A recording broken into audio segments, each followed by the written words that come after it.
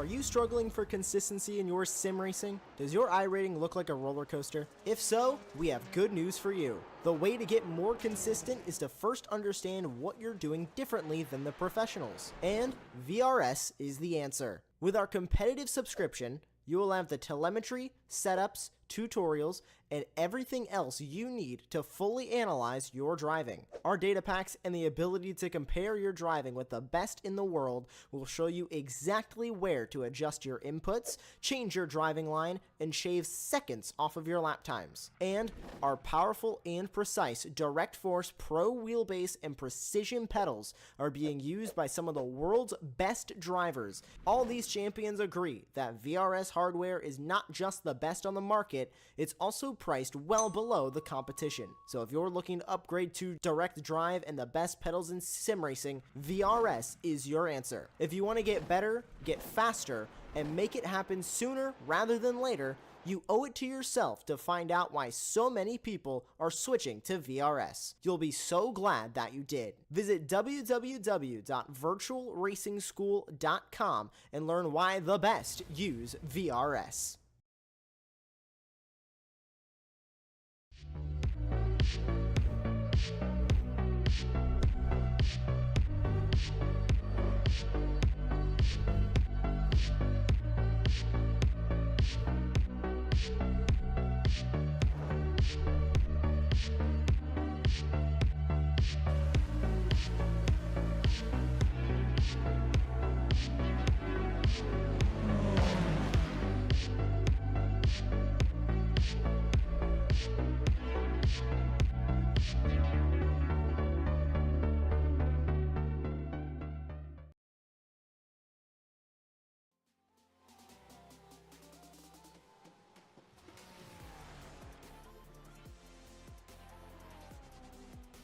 Well, good evening, everybody, and welcome to Apex Racing TV's coverage of the ARL GT3 trophy. We're on the foothills of the Appalachian Mountains today, Virginia International Raceway. I'm sure we've got some great racing ahead of us over this next hour-and-a-half long broadcast. I'm your host, Ron Mons, joined by David Sampson in the commentary booth, with Samuli Kumo working all the cameras in the virtual production hauler.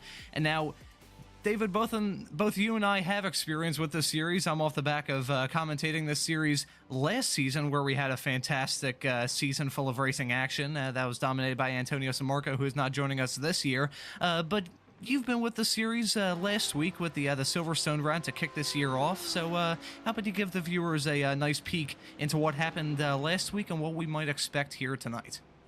Yeah, it was a good week. It was a tough week. Silverstone brought out the best of the best drivers, I feel. The asphalt's quite slippery. It was a large grid. I'm not saying it was surprising because I expected carnage, but it was a very clean race. People had to get their positions by earning them. I believe Alessandro Porta absolutely dominated. I'm a big fan of Zach, who finished P2, but he was, like we call it, best of the rest. Yeah, fantastic race. Looking forward to this one. I believe it was the Absolute Motorsport Ace Lift with the first and third. So in the team points, they're looking good. Yeah, it was a tough race. I'm really looking forward to VIR because a very different dynamic here. We're going to see a lot more mistakes, I assume. Mistakes aren't forgiven here. You clip the grass, you're done. But yeah, very excited. I love these tracks. And actually talking about the ARL GT3 trophy, I actually competed in here this series 2 seasons. I think it was season 5 I did. Had a great time. Very difficult, very competitive. Yeah, looking forward to VIR for sure. I love this track. How do you feel about it? This track is absolutely wonderful. It's been hosting the SCCA runoffs for the past few years, and it's been fantastic for amateur sports car racing here in America. It's one of the premier tracks here on the East Coast. It's called the America's Nürburgring, which is a pretty apt title with how twisty the circuit is, and as you mentioned there in your piece there, it's very challenging. It's unlike Silverstone, Grade 1 certified, meant for Formula 1 cars, has loads of asphalt runoff to speak of, and really it's a forgiving track despite it being very challenging. This track is not forgiving. You can see those grass shoulders on the sides of the track, especially in this section of the course and going through turn 10 South Bend. That is going to be a really tricky corner, and a corner that I'm expecting to see a lot of mistakes on, maybe some argy-bargy action there on lap 1. We might see some drivers get pushed off there. That's a tricky corner because you've got the grass runoff that feels like it falls off a cliff if you ever make a mistake going through there. So this track is going to be really challenging for these drivers, but I think it's also going to bring out some pretty good racing with these drivers as well. We've got some good overtaking opportunities going into turn 1, which we might see some good overtakes, especially on lap 1. We might see some overtakes going into turn 14 at the end of that massive long straightaway as we're following the Ferrari going into there. So we've got plenty of overtaking opportunities to speak of here at this track, and as we're following Caserta going through the final few corners, we've also have plenty of opportunities for these drivers to make some critical mistakes. So as you mentioned, race 1 was really a story of dominance with Porta, who took the win, took the pole, and the fastest lap. I believe he absolutely crushed the field there, which is very reminiscent of Antonio Sammarco last season. That man drove that McLaren like a dream all season long, ended up winning the Pro Championship in fairly convincing fashion. So right now it's looking like a fairly dominant start for Porta as well. We'll see if he can try and maintain that dominance from now in week 2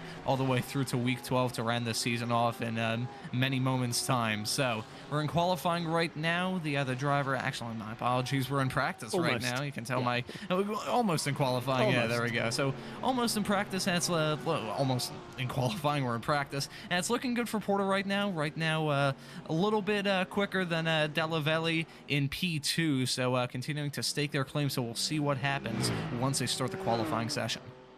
Yeah, this is one of those tracks, is if you don't know it and you plan to learn it today in the practice session, you're going to have a very hard time getting up to pace. This is one of those tracks where I forced myself to learn it. It's very easy to give up. To be quick here, you got to go grass to grass. You got to risk all. You got to clip the grass, as we're seeing there from Stefan David, really getting out wide. You got to take all the risks. If you're safe here, you're slow, unfortunately. I think we are going to see that with the size of the grid and the technicality of the track. I do believe traffic is going to come into this race, unlike Silverstone.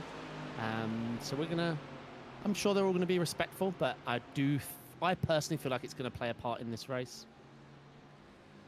Another issue that we've got to contend with, not only the lap traffic, we've also got pit stops that'll be pretty important. We got to see how these drivers try and manage the fuel situation, manage the tires. This track does have those long straight line blasts, which could be good for these drivers, trying to tuck in the slipstream of their competitors and trying to extend their fuel for a little bit longer. So as you see these drivers pulling into the pits, practice has rounded up, and it was a very good session there for a lot of those drivers, just trying to get a grips with this very technical circuit, which, as you said, it's a very tough learn. It's you got to do plenty of laps here to learn everything, and you're also going to make plenty of mistakes before you can even go fast around here.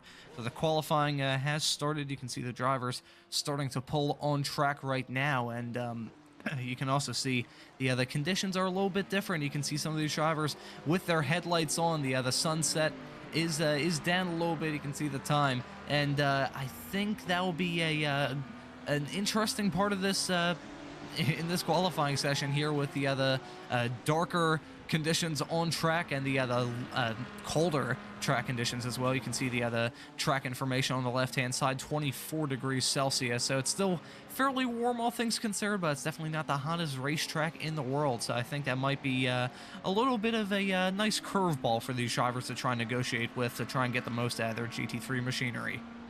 100%. And we are here watching Nicolai, but a debut race for the new Audi. What do you think of this car, Ron? Have you had the chance to drive it yet? Oh, well, I have not. I own the old Audi, so for this season I had to switch over to the Porsche there, but the Audi is, I mean, it's an Audi R8. They're fairly fast all round, and we'll see if these if this Audi R8, this new Audi R8, battles the same issues that the Ferrari did last season. I know, commentating the ARL GT3 trophy here on Apex, and also commentating the S1 series, which is going to be coming back next week, commentating that series, which had the Ferraris in it. Both series, when the old Ferrari, well, the new Ferrari, when that debuted, it was skittish, to put it lightly. There are plenty of races where all of the DNFs were down to Ferraris. They were spinning off the track, and they didn't negotiate too well with the curbs. But at this track, really, the curbs aren't the biggest issue. It's mainly just trying to get through the corners cleanly. The curbs are fairly flat and ho-hung, all things considered. So unless they absolutely wallop those curbs, the Ferraris will be good here. But we'll see what the Audi does. I haven't commentated a race with the Audi R8, so I'm going into this with a bag over my head, speaking about the Audi. But fingers crossed it doesn't have the other issues that the Ferrari did. But those Ferrari issues seem to be worked out a little bit because it was a Ferrari taking the win last week. So we'll see. Maybe the Audi, maybe beginner's luck. We'll see some Audis contending towards the front. We'll just have to wait and see how this car handles this track. Yeah, so there was a free car change given if you switch to the Audi, as it wasn't available at the start of the season. And we have seen 5 drivers transfer over from running their respective car last round to driving the new Audi. So we're going to definitely see how it performs. I've had the chance to test it and drive it, and it does. I mean, like you say, Ron, it is an Audi. You've got to be careful of that rear. You've got to be careful of the cold tyres. You've got to be careful how you transition off the throttle. Otherwise, you can get that lazy-induced Audi spin, as we see a Porsche replicating what I'm talking about. That was a beautiful save. Very good save. But no, on the whole, obviously it depends how they customize their setups. But on the whole, it's a very well-balanced car once it gets the tyres up to temperature. And you're used to driving an Audi, I think it's going to be quite a strong car. But I still think the Ferraris are going to go really well here. They seem to have excellent grip. And we've got a lot of twisty corners at this track. I think of all the cars running in the GT3 category here, I think the Ferrari is very well suited because even though it was a bit unstable last season, that Ferrari is still a missile once you get it running properly. So I think that Ferrari is going to play pretty well here. All these cars have their own sort of unique characters and characteristics and strengths. We saw it last season where Antonio Sammarco, who was running the McLaren, the only driver running the McLaren that whole season, was able to stake his claim on the championship despite that McLaren not being too good in the corners. It was just so fast in a straight line that no one could really contend. But I think it's going to be a yin and yang effect. I think when we go to tracks which are a bit more straight line dependent, of course Spa's coming up next week, and that'll be pretty good for the BMWs, which are usually fast in a straight line. But I think with this track being so tight and twisty with so many corners to negotiate, I mean, this track, it's I think one of the tight and twistiest in the U.S., God forbid, talking about the middle section of this track, which adds even more tight and twistiness to it. But about 17 corners, even though American tracks can't really name corners too well, it's basically 20 corners if you count all of it. So a lot of corners for these drivers to deal with. So I think that Ferrari being so well in the curves, I think that will suit them well. So I think it's looking good for Porta to try and continue to stake his claim on this series. Yep, indeed. So Gicom with a pole at the moment, respect to a 45.7. He's actually a class above the rest currently in AM. Obviously, Matti Hellenius won last round at Silverstone with a nice overtake on P2 that saw him bring home the win. Just trying to see how this Gicom got on. P7 for him last week. So, yeah, he looks like he's a big VIR fan. But yeah, you mentioned this is like American Nordschleife, so grass and turns and very technical, especially this last corner. You can get your entire lap correct, feel very accomplished, and then you come up to what looks like a simple right-hander and you track out, or you have to scroll so much speed to avoid tracking out. It can be really frustrating to time. Yeah, that is, there's plenty of important corners on this track. I think that last corner is definitely one of them. But in my opinion, at least, the most important corner on this entire circuit has to be Oak Tree. Unfortunately, the Oak Tree, I think it got hit by lightning a few years ago, and sadly, the Oak Tree is no more. But the other corner still has a namesake. That's the last corner before you go on that massive back straightaway, and that will be very important for those drivers to try and get a great exit coming through there. And there's another important series as well. Try not to make a mistake coming through the very technical snake section there, as it's called, the turn 6A and 6B section, as it's labeled on my track map here. It's a very tricky corner to get right, and if you make any sort of mistake going through there, you are in real trouble and are probably going to take a one-way trip to the barriers, so that's going to be pretty good. Meanwhile, we're seeing And Tensov going very sideways, coming through turn 10. That was a big snap there, but he managed to keep it on the road. Currently tracking P4 right now, so I believe the other qualifying format has remained the same. The first drivers to hit the track are going to be the AM drivers. You see them marked on the left-hand side of your screen with these SDK graphics in white, and then the other Pro-Am competitors with the green little hash marks next to their name. They're going to hit the track next, and then followed by the other Pro drivers who will be allowed on track in the final 12 minutes. So we've got a nice little tiered system here. So right now the battle that we're paying our attention with is that battle for the AM pole position right now. That was not a very good run there coming through the final corner. But so we'll see if there's any sort of improvement here for Atanzov here coming to the start-finish straight away. Is it an improvement? No, it is not. So they remain P4 right now in class, about a tenth of a second behind Hedgecock, who is not very far ahead of the driver right behind him. You can see that gap is only 0.013 of a second, so that is incredibly tight between those two. But with not a whole lot of time left, only a few laps that these drivers can set before their time in qualifying is going to be up. So this is crunch time here for this battle for the AM pole. Yeah, they get to finish their lap, but that is, like you say, that is very tight from the top three, but extremely tight from the top two. Matti Helenius picking up a P2 in qualifying last round.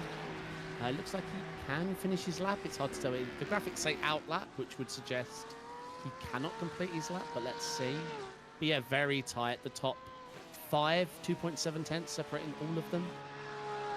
Looks like Adgard hasn't got a lap in with an 11. I mean, this is, like I say, if you plan to learn this track on the day, you're going to have a very difficult day. Yeah, that's... to put it politely. Yeah, it's you're gonna be in for a world of hurt if you're just learning this track. I mean, it's not a track like Sebring, for instance. I mean, Sebring's not a very easy course to learn, but compared to this track, it's fairly easy. All things considered, it's fairly open. This track is so tight and twisty that you need to have a lot of time. I'm sure a lot of these drivers have picked it. You know, in my time last season, when I asked some of these drivers at the end of these broadcasts kind of what their thought process was going into the next week's race, they were already talking about how they were doing some testing time, trying to get the setup worked out. So I'm sure a lot of these drivers know this track. Wouldn't say they know it like the back of their hand, but they definitely have gotten a lot of laps in. Certainly Hedgecock right now, who is sitting on that AM pole, is very comfortable with this track right now, driving around in that BMW number 313 there, going down the back straightaway. We'll see if he can improve. Actually, no, he's on an out lap. My apologies. So it's looking pretty good for him right now, but we got to keep an eye on Helenas in P2. We'll see if he can close that minuscule tiny gap as Hedgecock goes for a little bit of rally action going into turn 12 there. Actually, my apologies, that's turn 14 going for some... That's interesting interpretation of track limits. If the series was run by the FIA, they would probably be chasing after him with a gun. So we're... yeah, it's I believe the other AM drivers are now all going to be done with this session, so it's looking very good for Hedgecock. I believe he will take the pole position here in today's race, and now you can see the other flood of the Pro-Am drivers hitting the course right now. Yep, Pro-Am drivers, so drivers to look out for, I'd say Mark Hutchinson had a brilliant display last week. But this is a very tight field as the Pro-Ams. If you've got any VIR specialists, it will stand out. Again, that's a good point to point out, is this track is one of those where, like Le Mans and Nordschleife, where if you do specialise in it, you do have those extra tenths over your opponent, especially in qualifying. It gives you that, you can lean on the car, you can track out with confidence. That's the other thing. When you want to deliver the throttle down at this track, it's very easy to do it if you are kind and linear with your throttle. If you're confident to put your throttle to 100% and know that you're not going to track out and touch the grass, there's a lot of corners here for a short track and a lot of time to be found. I'm not sure I'd want to be taking part in this open qualifying format. I'd be very nervous open qualifying at VIR. I know this is how they do it IRL, but I'd be very nervous of a slow driver mid-lap. As we see another altitude driver with the same line as his friend. We've seen 2 silver altitude BMWs using the grass. Yeah, that's intriguing racing line there, to say the very least, from the Altitude driver. Thankfully, here in iRacing, you don't have to go back on a tow truck and repair the damage. Thankfully for you, you can just go back to the pits and reset with no problem. Sure, the iRacing fabricators might not be very happy, but oh well. Racing drivers are fairly selfish, as me being one for as long as I have been in life, I can attest to that fact that racing drivers don't really care about anyone else. They just care about themselves, their race car, and their lap times. So these drivers are about to start their lap times. That was a massive pack of cars. That was hectic. I think hectic would be the right word. It looked like, you know, those videos that you would see of like just a bunch of shoppers flooding into like a Walmart or something like Black that Friday. On Black Friday? Yeah, exactly. Yeah. That's what that looked like as those drivers were trying to negotiate. And even still, on their laps, they're still pretty close. It's as much as a slipstream effect may be pretty good at a track like this, you're also getting that adverse effect with a dirty air on a track like this, which is so tight and so twisty. That's not really something you want to have. So I think these drivers, maybe they're just saying their cider laps, saying some banker laps, putting a lap time on the board, and then they're going to try and spread out a little bit. But I think with this massive Pro-Am field, I think the traffic issue in qualifying will definitely rear its head for some of these drivers. 100%. I'm going to be interested to see how this on the parade lap starts, because if my memory serves, we start from pit road, which is unique. We don't get that any other track in iRacing, I believe. But last time I drove here, I believe we gridded and I was inside pit road, actually on pit road. And you exit pit road and take turn one on your formation lap. It's quite the experience, because you're very nervous about speeding in pits, but iRacing's definitely put a feature in that you can see that you're in pits, but the speed limit's gone, so you are able to speed in pit. Because, well, you'll see. Let's see if it happens. But last time I remember I was here, I started in pit road. It must feel kind of liberating to get the chance to speed on pit road without any issues, knowing our luck. Someone will try it and then pick up a drive-through penalty that they have to serve. So any drivers that are listening to this broadcast, don't pay attention. That's the reason why I'm here on the commentary booth and you're behind the wheels. So, yeah, you can see the first of the Pro-Am drivers setting some qualifying times. You can see the leapfrog effect there. There's Hubler going P3, currently in class, currently overall. Of course, the pro drivers have not set their qualifying times right now, but it's Evanazzi setting a very good time. I definitely butchered that pronunciation there at a 1:44.8, so that's a pretty good time, but you can see that gap is minuscule between him and Lauritsen. In P2, that gap is only 0.03 of a second. That is incredible. So we'll see if Aske can get a good time here. You can see him campaigning that Porsche right now coming through. Yeah, the very fast section here before they're about to hit South Bend. That number 220 Porsche is on a mission to try and set a good lap time here and leapfrog their way onto the pole. You don't really have to find much. I remember one time in my racing days, I lost a race by, I think it was 32 thousandths of a second or something like that, and my dad spent months, he could probably still berate me about it now, about like, oh, if you were just like 3 inches closer in this corner, you would have had enough time to make it up. So I can imagine that's going through some of those drivers' heads right now, but looking to try and prove that. It's just a small little, you can, with how long this track is and how small that gap is, you could just close in by about a millimeter on one of these corners and find that time. So it's, I'm sure we might see a change here soon. About to hit the start finish line. We'll see if Lauritsen can make that gap up and leapfrog into the pole. Never mind, it's Rattani actually moving into the first position. So that's a very good time. And now Della, oh wow, a lot of leapfrogging there. Yeah, laps are coming flying in. What's amazing to see as well from the Pro-Am category is the jumping skill level.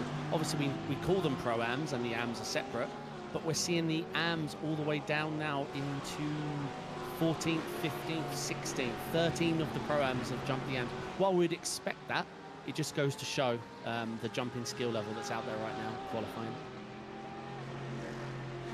Yeah, I think there's a lot of drivers with a lot to prove here, even though it's great to win the first race of the season, but I'm sure these drivers want to win the second just as much as they want to win the first. I think these drivers are definitely trying to give it their all here in this qualifying session. We're about halfway through. You can see the left-hand side of your screen with these SDK graphics. We're 16.5 minutes into this 32-minute session, so it's not going to be very long until the pro drivers hit the road here soon, and these pro-am drivers will be forced off the track with a small little pole, just shove them into the pits, like, get in there. So it's looking good right now for Lauritsen. You can see that gap is about 1/10 of a second as Vitoli is towed back to the pits right now. So interesting strategy, trying to get some new tires there and probably exiting for a last-minute assault at the pole position there. So it's pretty close right now. You can see that gap is tiny, about the top 7 right now, separated by about 4/10 of a second there. So that's incredibly close. Really, between the whole field, you can see the gap between P1 right now and P23 so far is about 2 seconds. So it is just the smallest gaps here. That's what I love about GT3 racing. You've got the nice little dynamic between different cars and different manufacturers that give each other's cars their own unique flair, but it's also just so close, and it's the reason why GT3 racing is really the most popular form of sim racing right now. It's just so close, and it puts on some great racing.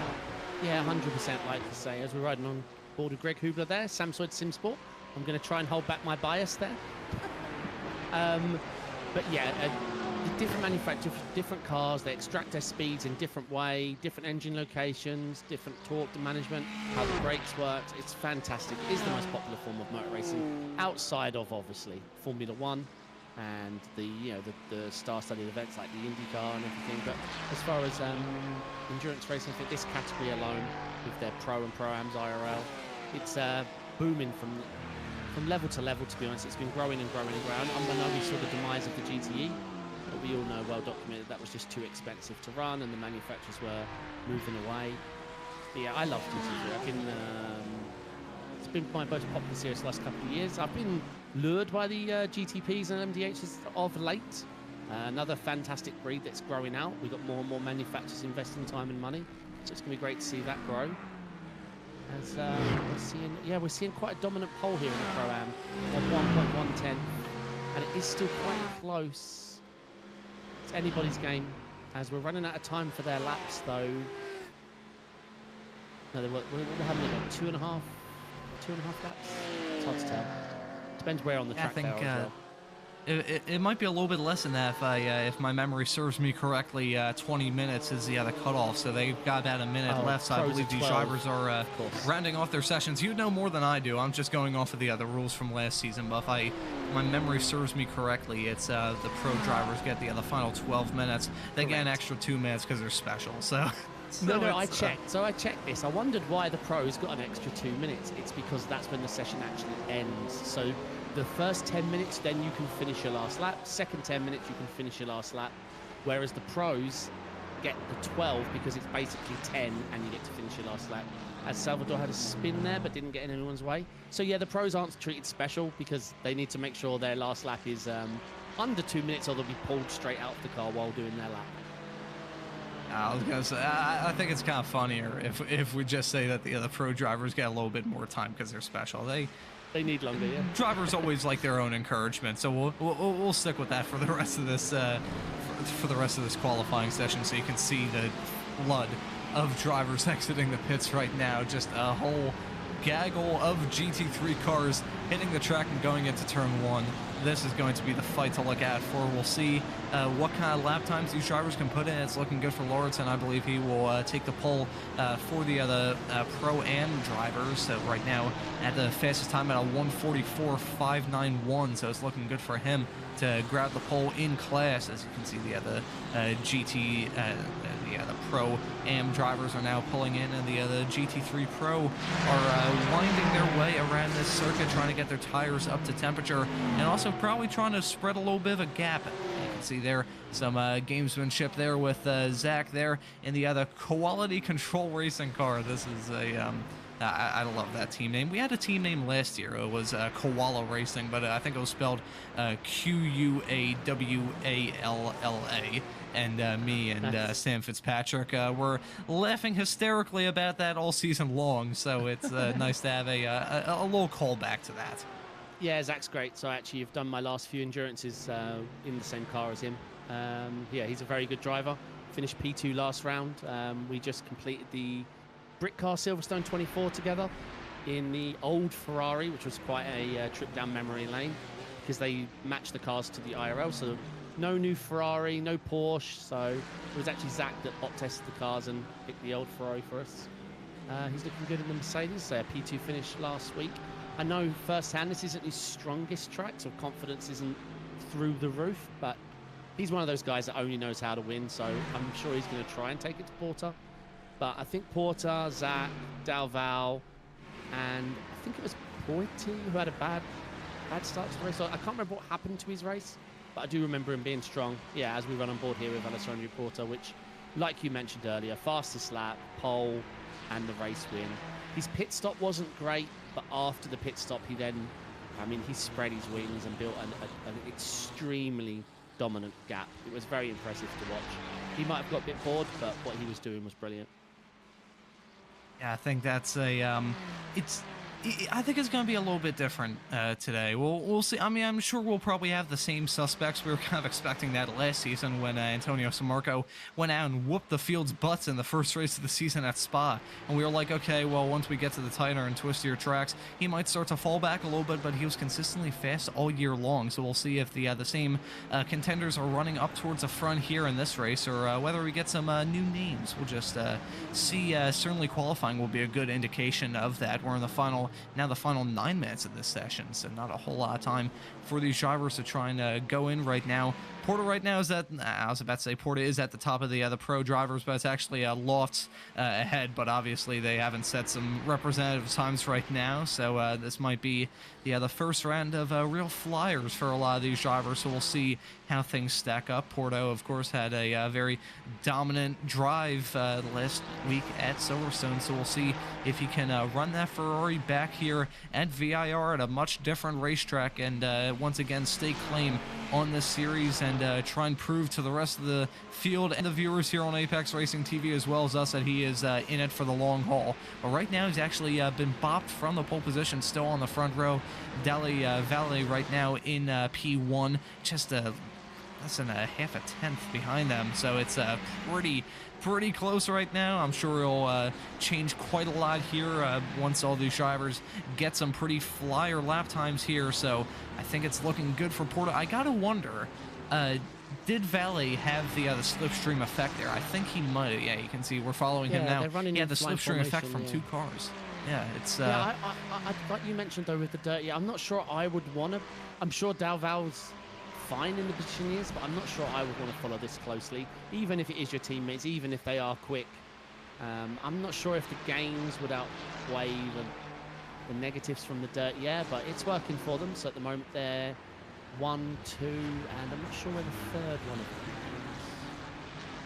is. What's the name? I believe it's Caserta there in the middle, right now in P7. So their tactics not bad, 1, 2, and 7. I've seen worse tactics. With a dominant lap as well, a 44.4. That's the first time dropping below the 5. And usually you'd expect tactics from Ferraris to not be very good. You can take a look at Formula One over the past few years to realize that, but it's a interesting tactic. I'm not sure. Maybe they'll have some swapping there. Maybe we'll have Caserta get up to the front to try and get some clean air there, or maybe we'll see Valle try and move up to the front and give Porto the strongest slipstream of them all, but they're about to set their second lap times here. We'll see if there's any sort of shuffling. Porto, I believe, yes, he did improve those time. So you can see now we're seeing some shuffling here, so actually, no, maybe that's Porta pulling in, I believe. Actually, yeah, he did just tow back to the pits. So I was expecting there to be a little bit of shuffling there, but there wasn't on track-wise, but there was actually some shuffling there. Lap time-wise, you can see Caserta and Porta are tied, and now Jontas has actually moved into P1. You can see he jumps ahead of the both of them there in that Porsche. That was a brilliant lap to go 1/10 and a half ahead of Porta there, so that was a fantastic lap from him. Came out of the blue. We were expecting it to be a Porta and Caserta battle there as they were tied for lap time, but then Jontas comes in there and just whoops the both of them. Yeah, I mean, we'll find out. If Porta had made the smallest of mistakes, unfortunately it would have affected Caserta's lap time as well. We see them setting exact same lap times, but there was nowhere Caserta could go. If Porta made if he blew a 10th on a corner, then Caserta would have been stuck behind, so there might be more to come from them. But yes, very good lap from Jontas. I mean, the Porsche is what I would pick around here. Sure, it's probably the more dangerous choice around here, but here there's a lot of corners. You want that traction. You want a nice, nimble front end, and that speaks to the Porsche to me, for sure, on this track. You want a compliant front and lots of traction off the corner, and I think the Porsche, personally, that's the car. If I picked without testing, I'd pick the Porsche here. But we're seeing the Ferrari obviously dominant. But we're seeing Porsches, if you exclude the three teammates, Porsches are sitting 1st, 5th and 6th. So, yeah, apart from those three, the Porsches are looking strong here. Just trying to find out where Zach is. Zach is down in P16. And that Laritzen Pro-Am time is good enough for P5 at the moment, including the pros. So very impressive. With still 5 minutes to go, 4.5 minutes to go. So we're hoping for... Yeah, it's not a whole lot of time left for these drivers to try and stake their claim on this session. But the point you mentioned there of the Ferrari being fast, but also the Porsche being a little bit more predictable, and it may not be the out-and-out fastest car here, especially compared to the Ferrari, but that predictability and that reliability, you can say, it's... just having that, like, okay, I know I don't have the world's fastest car here, but I have a car that I can push to the absolute limit and not feel uneasy about pushing. So I think that could be the reason why Jontas has done so well so far in this session in that Porsche. That's a very commanding lap from him. So I think that dynamic of, like, okay, the Ferrari is probably the fastest, but I mean, we outlined it towards the start of this broadcast about how occasionally sporadic that Ferrari is. It doesn't have a good relationship with the curbs, and maybe that could be the other reason why Jontas is going ahead. The gap may not be too big between the two performance-wise, but he can just push that Porsche so much better than Porta and Caserta can, just because he has so much confidence in that car. Yeah, 100%. It's looking good. It is looking good for Porsches out there. It does look like the BMWs have got the raw end of the deal on this, with Greg the highest placed in 12th, Ethan in 14th, and he's a pro still out there, 5K as well. So yeah, it doesn't look like it's an easy, doesn't look like it's too easy out there for the BMWs, just going on average lap times of the manufacturers. We're seeing the same pretty much story of the Mercedes as well, apart from Antonio Viozzi in AM, who is the P2 AM driver, Pro-Am, apologies. We're not seeing many Mercedes at all either.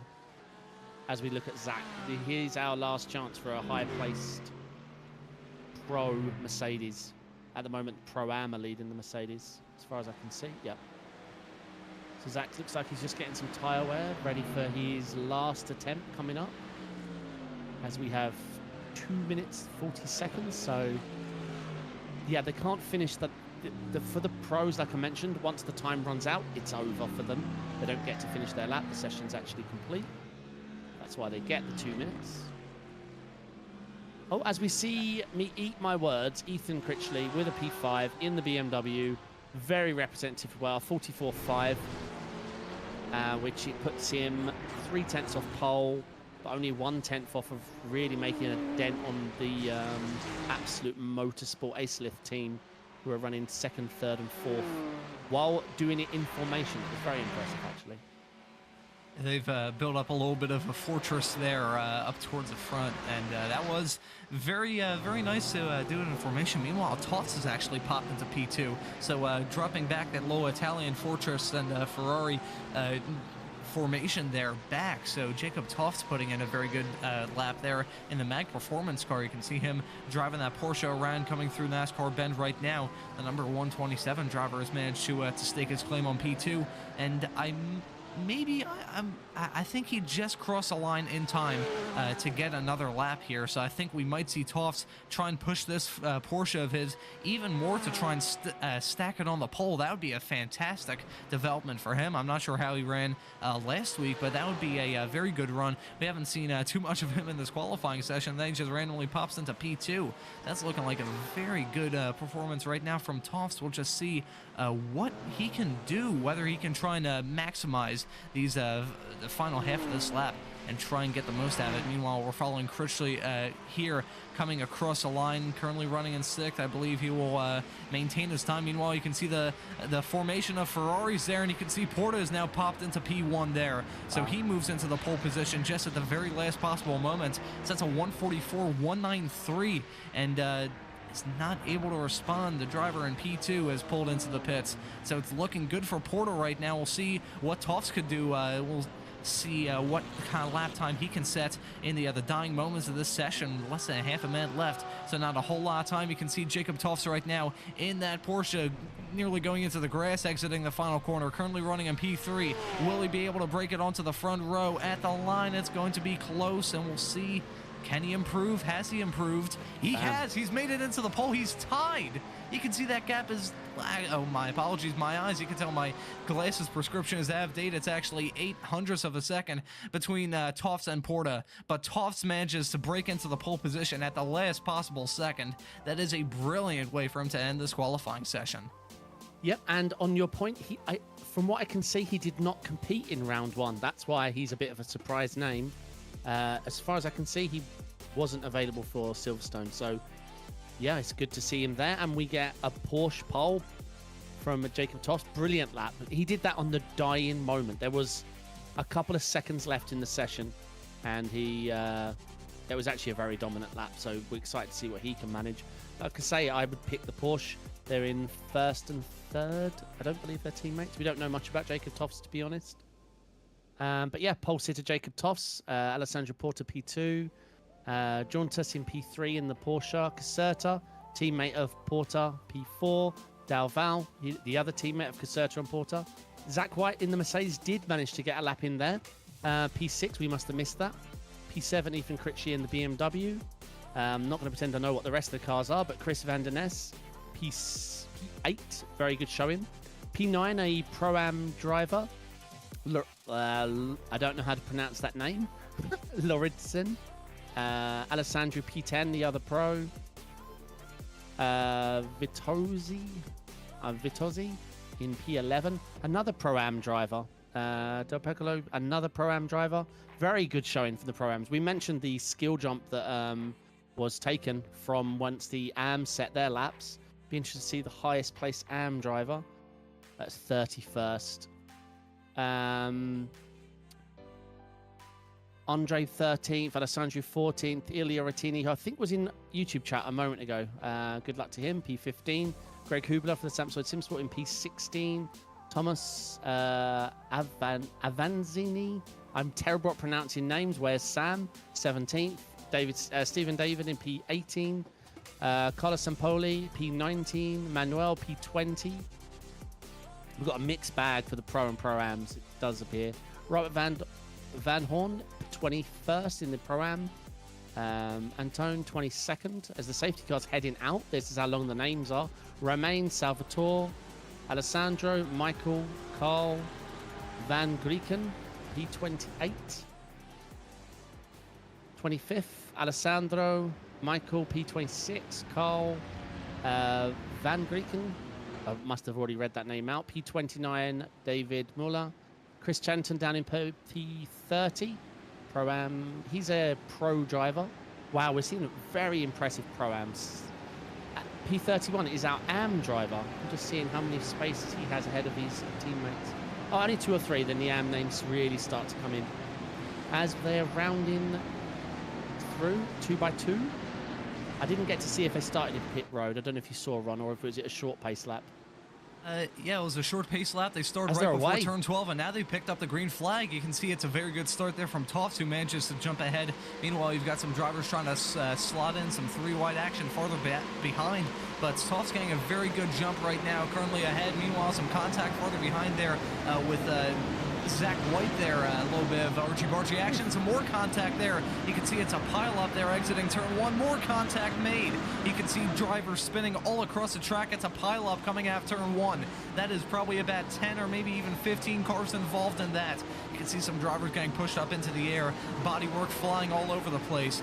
Oh, that is an absolute calamity there as they exit turn 1. And all started with some contact deep in the top 10, and it just snowballed into a massive accident farther behind. So all those drivers are on the back foot right away. I mean, we're only 45 minutes into this hour-long race, and all these Ferraris are already damaged. There's Caserta there, who's involved in that fantastic little fortress of Ferraris for Absolute Motorsports, and you can see his Ferrari there is crawling, is crabbing down the straightaway. I'm shocked he hasn't towed back yet. This is a very dangerous situation with all those drivers buzzing by on his right-hand side, and he is just trying to claw that Ferrari back into the pits. But meanwhile, we've got some more damaged Ferraris all throughout the field. The BMW there trying to get to the grass to avoid hitting that very slow Ferrari there. And meanwhile, up towards the front, it was a very clean start there for Jacob Toffs, who has managed to pull ahead of Porter right now. Those two are running 1-2 currently, and then we have Yodatas in P3 right now, running in a very good position. Qualified there, I believe, and is still running there, so that's a good lap from him, and has managed to hold on to that position. Meanwhile, Davavelli in P4 is short of the other one Ferrari there, and you can see, thankfully, your man there, Greg Hobler, has managed to go through the field. He's up 9 positions right now, as currently the leader in the Pro-Am category, so that's a fantastic start for the American, running in that BMW that you definitely have no bias towards, considering it's your car. But it's a it's a clean start for our podium runners, but for everyone else, it's just absolute carnage very early on. Yeah, I mean, obviously I saw it in real time. It looked like Zach and Costella got together, which then Costella, it looked like a lazy spin, but unfortunately we'll wait for the replay, but it did look like he didn't hold his brakes, because from what I saw, his vehicle was reverse careering across the track. Now, it may have been a simple case he was carrying too much speed and there's nothing to be done about it, but I'm just going on what I saw in real time.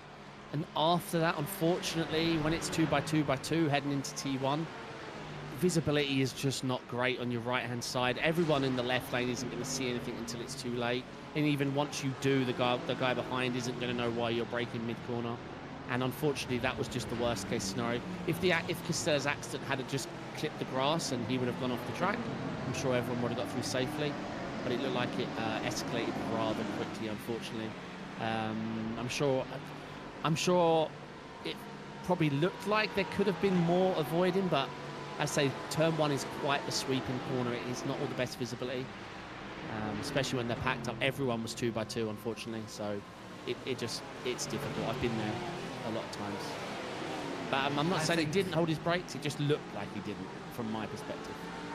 Yeah, I think what that was, I believe we might get a replay here to see exactly what happened in further detail in what's someone in the YouTube chat called the Hiroshima of sim racing. That's a fairly apt description, because we're going to take a look at the replay here. This is going to be absolutely dramatic. There you can see White having a massive moment there, clipping a grass on exit, and then making contact there with Caserta, spinning him around, and then it's just fanning out, and Caserta, not holding the brakes, and absolutely destroys his Ferrari and creates a massive stack up of cars farther behind. May God have mercy on our producer Samuli's graphics card, because he has to render all of this stuff, all the smoke, all the flying cars, and all the debris. That is dramatic. That is probably the biggest crash I've seen in my many moons commentating here on Apex, and for it to happen so very early on into an hour-long race is doubly frustrating for all the drivers that were involved. It was, I mean, it's not really a necessary accident to have such a massive pileup so early on, and for all those drivers to be racing so incredibly hard. But I will say, they're racing drivers. They're going to give it everything they have, and on lap 1, with all the fields so close, that's the time to strike. You gotta strike when the iron's hot. A lot of those drivers did, and sadly for them, a lot of them, it ended in absolute tears. You can see there, Helenas there in that Ferrari. I'm not sure if there's a glitch on my end, but his Ferrari is destroyed. I see no front bumper, no rear bumper, and no rear wing on that. So it's a interesting interpretation of aerodynamic regulations, if that's not just a glitch on my end. but you can see him running currently in P26, and despite that damage that he may or may not have picked up, he is still up 9 positions, so that is a very good start for him, but he's going to have to try and manage that damage between now and the only pit stop in this race that we'll probably expect somewhere between, I think the pit window will probably open up around the minute 25 mark, so I think it's still a pretty long way that Helenius is going to have to manage that damage. Yeah, very long time, unfortunately. I mean, his pace seems okay. I can't imagine how that must be to drive, though. He does look like he is a step back slower in the straight line. Yeah, it's straight line pace that's the problem. He may not even know he's damaged, but this is going to cause quite the train. On your observations on the beginning of the race, yeah, I mean, I think we were seeing some 4 wides there, practically into T1, as Matty has nothing to defend. This is going to be a long day for him. He looks like he's fast in the corners, can defend, but nothing on the straight. And that's going to create this situation in T1 over and over and over again, unfortunately, which is going to get old fast. Ooh, oh, there's a BMW spinning there. I believe that was, that's Grayman there, who was involved in that very close fight that we were following there, revolving that very damaged Ferrari. He was pretty going side by side there, and just a little bit of contact there. I believe he actually made contact with Helenius there. We might have to take a look at a replay to see when the world happened there, but that was just a pretty big stack up, and we are getting a replay now. Thank you very much, Samuli. And yeah, let's see what in the world happened here coming into NASCAR Bend. You can see he's trying to stick it and just gets a little bit sideways mid-corner, and then the Ferrari there comes up to him, hits him in the rear, and just finishes him off. Yeah, I think he was gone. I think all he was doing his best to save it, and unfortunately he did it in front of someone. And on the exit of the corner, you expect them to throttle, so the 2 became 1. Let's see a Porsche going very deep there. Michael dropping back, gaining 2 positions. It looks like Alessandro's struggling a little bit there in the Porsche. Who's that behind him? Mark Hutchinson in the BMW. We saw him mowing grass in qualifying. He is 21st currently, up 12 positions. So we definitely did have some shake-arounds in that early lap. We're seeing a few drivers. So we're seeing Greg Hubler, P6, up 10 positions. Holy moly, he's having quite the day. We are only, 7 minutes into the race? So he's going to be... 7 minutes and 45 seconds. He is averaging 1.3 positions a lap, so he's just got to keep this up. He'll be in the lead before he knows it. Yeah, it's a very good start for him. A very good start for a lot of these drivers, just getting through the lap 1 schism there cleanly. You can see Bizaguila right now currently running in P17. We're following him. He's up 15 positions right now, so a lot of these drivers cutting through the field like a hot knife through butter. I don't even think it's because they have an extremely fast race car. I think they were just able to traverse the carnage that was in turn 2 and just managed to pick off so many cars that were flying and crashing into each other that they managed to cut through. So you can see the left-hand side of your screen. Up 10 positions, 7 positions, 11 positions, 14 positions, 12 positions, 15 positions, 13 positions, 14, and 10. And that's just the drivers running in the top 24. And meanwhile, we've got Helenius making a made contact, I believe, with the Porsche there of Simonov. So I'm not sure what happened there. That's coming out of turn 10. So that might have been some. I think we'll get a replay, but I can imagine Helenius was just going very slow through turn 10, a tricky corner, even if you don't have a car as damaged as Helenius's is. Yeah, massive sideways snap there, and ooh, yeah, it just makes contact with the Porsche right next to him as a Porsche tried to slip by him, and just sadly for him, they get caught up, really an innocent bystander there, and ooh, that was a very close there with the BMW on Helenius's rejoin. So unfortunately for Helenius not having a very good race, if it were me, I would just pull into the pits, because at this point, I mean, you're running in 37th position right now. Your car is destroyed, and yep, you can see making the hard turn into the pits. Maybe as a meatball flag after that contact. That was fairly significant contact, all things considered. Or maybe he's just realizing, hey, I've got some kind of damage. I need to come in. I'm not going to be able to tough this out for another 20 minutes. So you can see Helenius pulling in there. A very tough start to his race. Meanwhile, we're seeing some battling here right inside the top 30. Schwab trying to get a move done on Graham, who was involved in that little schism there, and that was actually involving Helenas a few laps ago. So he's currently running in P28 and just got the move done on Schwab, the other driver in the pro category, not having a very good day right now. They're about 40 seconds back of the lead. So a lot of drivers having good days, and I mean a lot of drivers having some bad days as well. It looks very tough out there. Tofts is holding on, half-second gap lead, and they've dropped the Jontas behind P3. Closely formed all the way back, though, through there. Top 5, a little bit of a breakaway with the gap between Zach and Hubler. It's going to be interesting. I don't believe... Let me check on Matty Helenas if he went back out again. I imagine he did, because he just took a fast repair and some fuel, but it would mean he needs to stop again. That's the only unfortunate. Yeah, he is back out there as far as I can see. Dalv out. It doesn't look like Caserta carried on, so it does look like we lost 4 drivers I think we lost in total. But yeah, traffic is going to definitely play a part. Oh, we've lost 2. We lost 2 drivers. But yeah, from what happened at the beginning, we're going to see a lot. We're going to have to see all the GT3 leaders pass traffic. I mean, the gaps we're already seeing the size of. There's what, 5 in the 50-second gap, so it's not going to be long. To your point about pit stop, I imagine it's about 35, 37 minutes, I suppose, that where you're going to want to pit. If you can even go that long, maybe 32. I'm trying to think how long you could go here on fuel. It's going to be very important, though, to manage your fuel and tyres here. But as I say, getting through the traffic cleaning, it's going to be very difficult. It's going to be very slow. They just need to navigate it and not pick up any damage. Yeah, it's going to be a long day for Matty.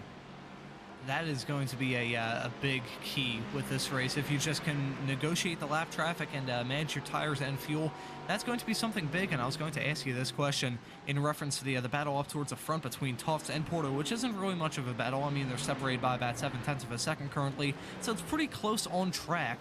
But I think both of these drivers, I don't think we're going to see them trying to do some nice tussling here in the not too distant future. I don't think we'll see anything like that. I think it'll really come down to strategy, and I gotta wonder, I think Tofts is probably not too upset with catching up to lap traffic, because he's in the lead of the race right now. I'm sure he likes being in the lead of the race, as all drivers do, but I think he appreciates the lap traffic just because he gets a little bit of a slipstream there to try and save up just a little bit more fuel. Porter right now running in that Ferrari is sitting in the slipstream and managing to conserve fuel nicely. That Ferrari is not conserving fuel there. You can see Hooper with the entire hood missing.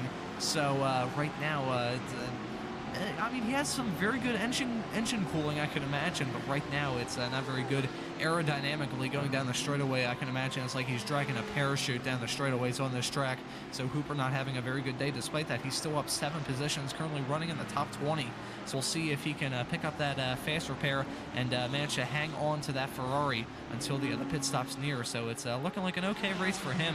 He'll just have to try and manage that damage. Meanwhile, Alessandro here that we're following in the other number 111 Porsche here has he had a pretty bad start. I believe last time we took a look at him, he was running I believe in 20th. He was running 10 positions down from his starting spot. So now he's moved up 2. He's gone past, I believe, Hooper and Hutchinson. So he's managed to cut through the field just a little bit. Meanwhile, we have a incident here with Van Helden making a mistake. I believe that is coming through turn 5, if I'm not mistaken. Yeah, you can see he's coming through the snake right now. So that was a mistake in this tight section. We might get a replay to see what happened here. Yeah, Audi, new Audi. Yeah, just lift off, snap oversteer by the looks of it, unless he's got underlying damage. This is what I mentioned in the broadcast. It's a great car before the race started, but if you with these tight corners, if you come off the throttle before you're turning, you can easily over rotate the rears, unfortunately. It's tough. I like the car. Quirk to it. Yeah, it's the same way as the old Audi, to be honest, but it's just a bit more popular now. It's been a while since we saw the Audis gain what we would call popularity again, so it's going to be a quirk. I hope just drivers remember it's just need to be smooth. We always talk about smooth on the brakes. It's just about case being smooth off the throttle if you've got any steering input in. But no, apart from that, and that's why you're going to see the Audi be very popular. Some the very good drivers, they can use that lift off, snap oversteer to their advantage to gain more rotation at the corner, so they're able to control it better. And yeah, I think it's going to be a very popular car this season, but we'll see. Round 1 coming up, obviously, next week as we close out of week 13. It's been very popular in week 13, but obviously it's a new car. It was always going to be popular. Yeah, it's that it's got that new car smell to it here in the iRacing service. I think that's definitely the reason why we see a lot of them. But I think I personally think it's a very good car, good-looking car at least. It may not be the best performance-wise, but I really like the looks of it. Hopefully, with all the new GT3 cars that iRacing may bring, fingers crossed they scan the Corvette. I know my full-blooded American self will be like, yeah, bring the Corvette, have some American muscle on the iRacing platform.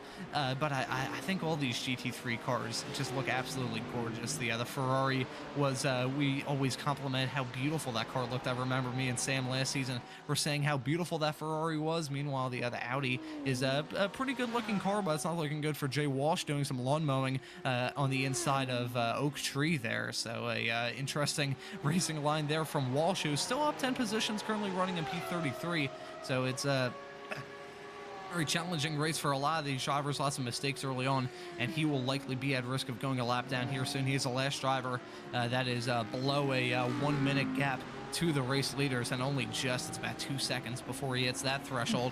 Meanwhile, we've got some action here just barely in the top 20 involving Hutchison and Hooper, I believe, and you can see Trebacco there, I believe, is involved in this fight, or that's a lap car there, I believe. My apologies. Yeah, you can see Trebacco was a little bit farther behind this fight. He was ahead of these, so I guess he may have made some kind of mistake that we didn't see on camera. So now the fight is between Hutchinson and Hooper. So Hooper is holding them up a little bit, and we've got that Ferrari right in the middle of them, well, right behind them. I'm not sure who that is in the Ferrari right at the tail end of this fight. But you can see these drivers are pretty close, all things considered. I think Hutchinson is going to try and... He needs to focus on having a good exit coming out of Oak Tree, because that's what matters the most. Ooh, he looked like he was going to try and go for a move into Oak Tree. That would have been very overly opportunistic. He's just trying to fill his mirrors. I think he's just trying to fill his mirrors, get him distracted. Mark's a very good driver. He's been doing well in all the races I've seen him compete in. Altitude esports. They usually finish quite strong. It's going to be interesting to see what he can do. I wouldn't wish a BMW on anyone around this track. I'm sure they can make it work, but it doesn't have the most pointy front. You definitely want a car with a little bit of point around here, like the Porsche, really. That's the car I'd pick. Or the Ferrari's stable enough around here. Let's see if he can get it done into one. This would be his best opportunity. But like you said, around this track, your priority and focus has got to be on the exits. As he looks like he's got a good run here. Bit of rear slip there, unfortunately. No, it's over. Although he does seem to be carrying a lot of speed. But I think this Ferrari's going to definitely take a look before he can take a look. Ooh, that was some tussling there. The Ferrari pulled out, and I thought that was going to end in absolute disaster. The camera angle that we were at, I couldn't see the gap between those two. But we're following Caserta, currently running in 43rd. Had a very bad start to the race, and actually managed to get back to the pit, so he didn't tow. Got that Ferrari repaired, and is still running fairly far back as lapped into this fight. But it's a good camera car for this little action here between the Ferrari and the BMW. I think even though the BMW is essentially a flying brick, I mean, as you said, it's not the most aerodynamically designed car in the world. I think with the damage that Ferrari has right ahead, meanwhile, oh boy, that's Broderick there, and ooh, be careful on the rejoin with that Porsche there of Piazzi. Ooh, that's... not sure what happened there between the two drivers. I believe this is in the turn 4 and 5 section here. They're going side by side into it. We'll see what happens here on this replay. And very close. And it's a dive bomb. It's I don't know. Yeah, a little bit of net code there at the other end of that, I believe. But it looked like a bit of fender glue. I think it's just very hard racing. Yeah, it looked like the Ferrari lost the rear on entry, and unfortunately, I've noticed it a little bit more prevalent this season. I've only done maybe 9-10 races in week 13, but we're seeing a lot more of this rear fender net code glue, where your two cars not only stick together, but you can no longer rotate your wheel, even if you have input in. It looked like the Ferrari lost the rear on entry. The Porsche touched his inside fender, and they both just tracked out. and then the case of just rejoining on the grass. But yeah, it looked like that left-hander there, when someone behind you setting up the move, we've seen it over and over again in this race. The car mirror watching usually loses the rear and has to, obviously it's easy enough to save, but you can't communicate that to the driver you're battling. They're just going to find out that you're 15, 20 kph too slow when they go to use the throttle, and the two shall meet again, unfortunately. As we're seeing another mistake here, this time involving Mark Hutchinson. So he spins from a very good position. He's going to be stopped here on the side of the track forever, trying to find a safe spot to rejoin here, and he gets the car spun around and is going to try and rejoin this track and trying to avoid making contact with the field quickly approaching him. So we've seen plenty of mistakes from these drivers so far in this race. I think the people in charge here of the ARL GT3 trophy are going to have their hands sore from slapping so many wrists at the end of this. But the point that he mentioned there about netcode, it's been an issue really ever since I think it's been the start of last season, season 4 of 2023, because it's something that I've seen not only commentating races here on Apex, but also doing some race officiating as well. I've seen plenty of incidents where there probably wouldn't have been contact if it wasn't for the netcode. The netcode happens, and then you see two cars just spearing off the track when it really shouldn't have happened. So hopefully iRacing, with the optimization work that they've been doing as of late, hopefully they can try and fix the netcode, because it's frustrating for the drivers to have an incident that realistically wouldn't have happened if it was in real life. And I'm sure some of these drivers might be a little bit ticked off after some of the incidents that we've had today that may have involved netcode. So it's hopefully it's something that iRacing fixes, because it's frustrating for the drivers, and it's a little bit frustrating for us just saying it's just some wonky coding that ruins two drivers' races. It's a shame, but it's something that these drivers know about in iRacing. It's something that all iRacers, regardless of what level they're on, have had to deal with at some point, and it's something that all these drivers assume the risk of. Yeah, it's a difficult subject. How it's represented in iRacing is very different to, say, your set courses, your ACCs, or even R Factor, where they always talk about rubber banding. You know, you see cars accelerate, brake. They have that strange momentum about them, whereas in iRacing, we always see ghost contacts. We never see the car's rubber band. We just see hitboxes, what looks like grow almost twice in size. So again, it is about how it's portrayed. And remember, there's always 3 points of netcode. What we just saw from the broadcast, what one driver sees, and what the other driver sees. Then what we rarely do is put those three together and dissect, you know, what the differences were. So it's difficult. iRacing allows, you know, if we're running a European time zone on a European server, it allows Americans, Australia, people all over the world to compete, and those pings being sometimes as high as they can be. I'm sure there's measures they could do to reduce, but it's always going to be a part of online gaming. You know, if this was a FPS game, it's the case of your bullet missing by a foot and wondering why when you definitely had them in the sights. You know, it's just one of those things. But I agree, how it's represented in iRacing is, my feeling, is one of the poorest, unfortunately, because it ruined it. Yeah. The way the hitboxes grow in both size and severity, like we always find a netcode hit seems to meatball you a lot more than an actual hit would, is unfortunate. But yeah, let's just hope they can keep on improving it. As long as they don't add rubber banding. I can't stand rubber banding, so I applaud them for avoiding that mess. But it does mean, as you can imagine, what is happening is rubber banding. But iRacing use sort of estimated positions rather than what position is pinged back to them. So they do smooth it out quite nicely. But I digress. We're following Dalval here up into P4.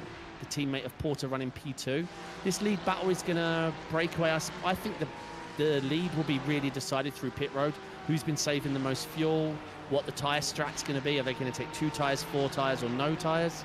I couldn't even hazard a guess. I haven't drove VIR in last season, I think. Early last season, I think was the last time I drove here. I imagine less. I wouldn't want to hazard a guess without testing. Oh, as we see Jay Walsh coming out the pit. I believe he had a few spins early on, so hopefully I'm not sure he can take enough fuel to make it to the end. Oh, so you see Tobacco here going door to door. Oof. Porsche having another look. Let's see. I'm getting reports from chat that Zach's PC froze for a bit. Hopefully he's doing okay. Be a little bit frustrated. It goes back to the technical issues we were talking about. The netcode, then the driver has technical issues. It's just part of sim racing, but what can you do? We're getting a replay here. I believe this is going to be, yeah, Zach's technical issues here. PC frozen. Is this going to be it? We're going to see this Mercedes just spear off into the distance. Whoa. So yeah, just yeah. Ooh, that could have ended an absolute disaster. That would have been a almighty accident if he ended up hitting the other end of the end of the pit lane. That would have been a massive hit. I will say, not to curse it, but I race a lot, obviously full time. This season, since the update, week 13, I've done quite a lot of races. I did 9 in 5 hours. You know, I do a lot. I've had one of those freak screen freeze where iRacing freezes for maybe 3 seconds and then everything comes back. Last time I had that was maybe 2 years ago. None of my hardware's changed in the last, say, 6 to 8 months. And yeah, since the update, it has happened. My guess, if anyone's listening or having another like a problem like it, is iRacing has hidden the graphics, the memory and graphics sliders. So it might be best to rerun the graphics config or edit it manually in the app INI if you're confident. But other than that, just do a full iRacing graphics reset to get the values that it should be set to. Obviously, we're far too early into the season for me to be 100% that that's causing it, but it's definitely something to look out for if you're having the problem. I love how this broadcast has now become like technical support. Yes, here's how to fix any issues that we have in iRacing. And Sampoli into the pits. Early pit stop. I think some of these drivers might have picked up some damage that, or they just had some very scuffed tires.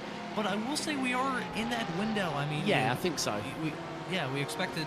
You said that we were expecting pit stops around the minute 37 mark, if I remember correctly.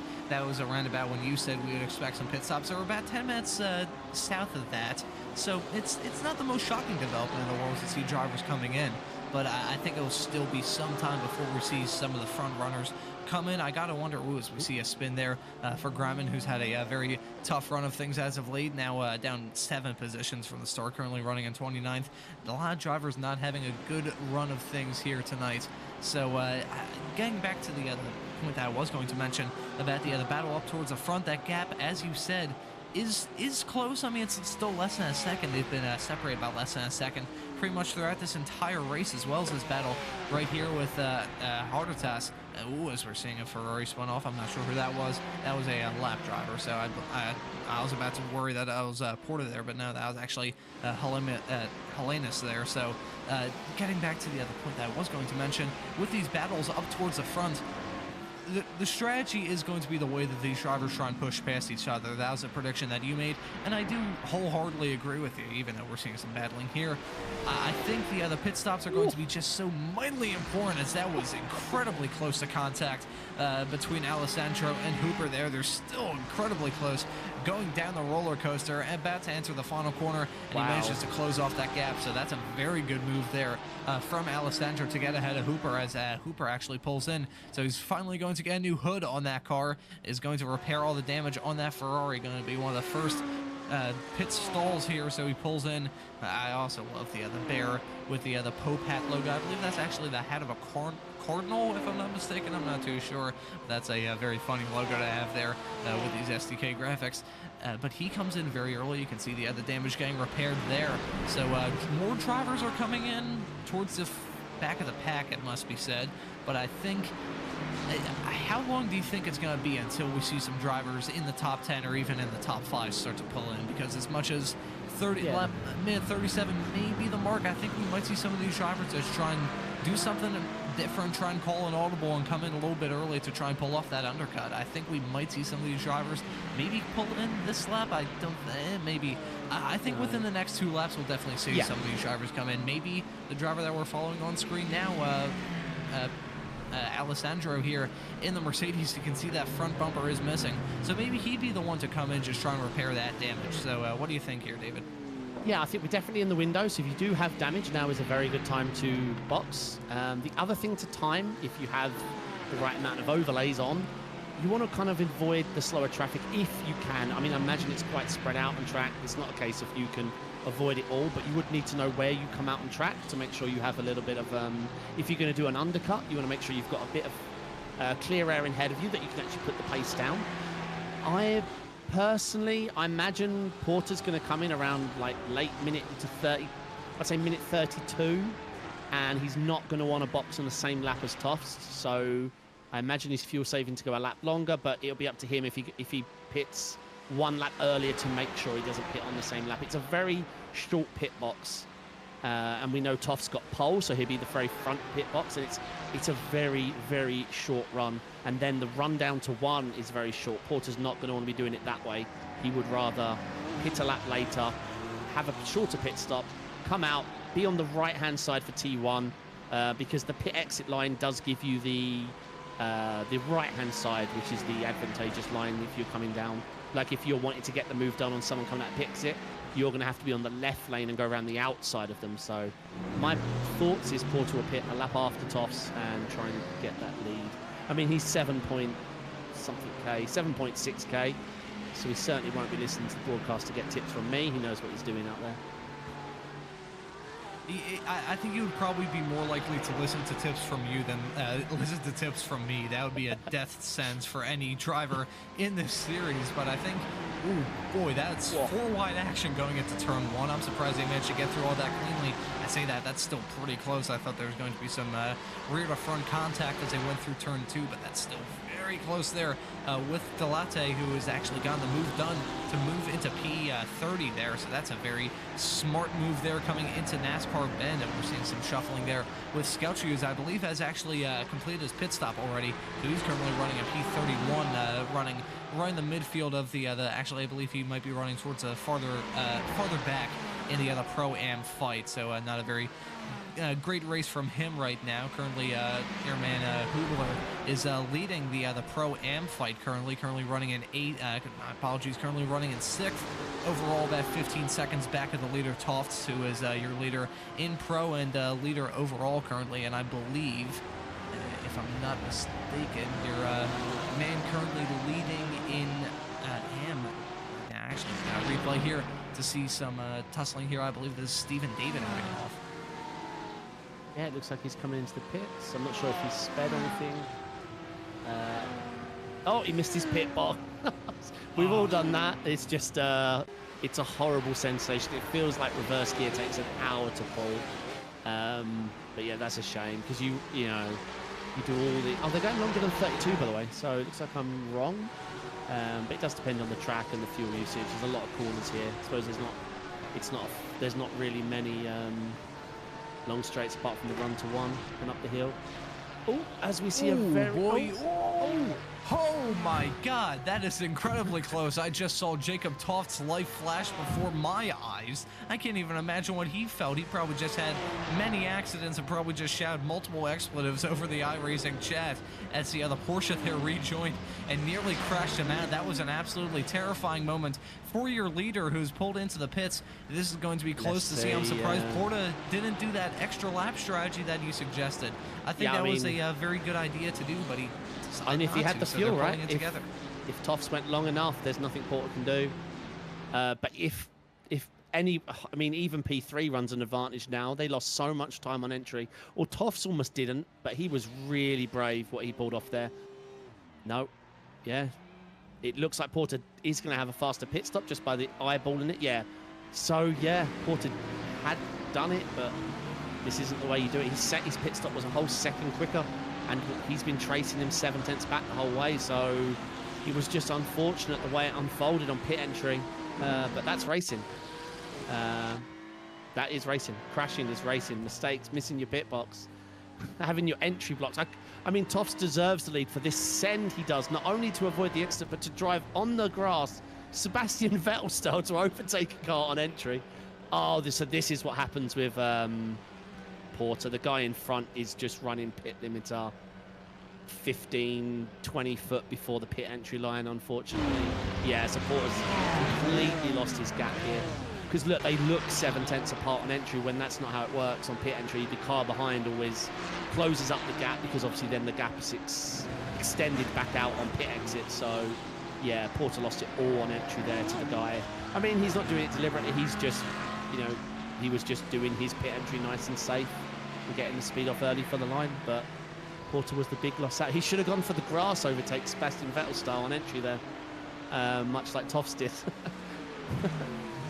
And meanwhile, that was a bold move there from Toffs. I won't be too shocked if Porter was following that and wasn't too upset in the moment that he was getting held up, because I think he probably looked at the move that Toffs had pulled off going into the pits. We're kind of right on board with him with this wild entry into pit lane. I can imagine that Porter right behind was looking at Toffs have to do this.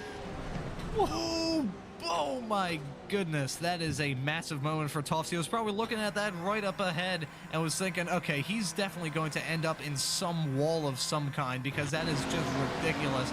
But he managed to hold on to it and managed to hold on to the lead, currently running in P2. Pilati right now in P1 is 23 seconds up the road, yet to make it stop.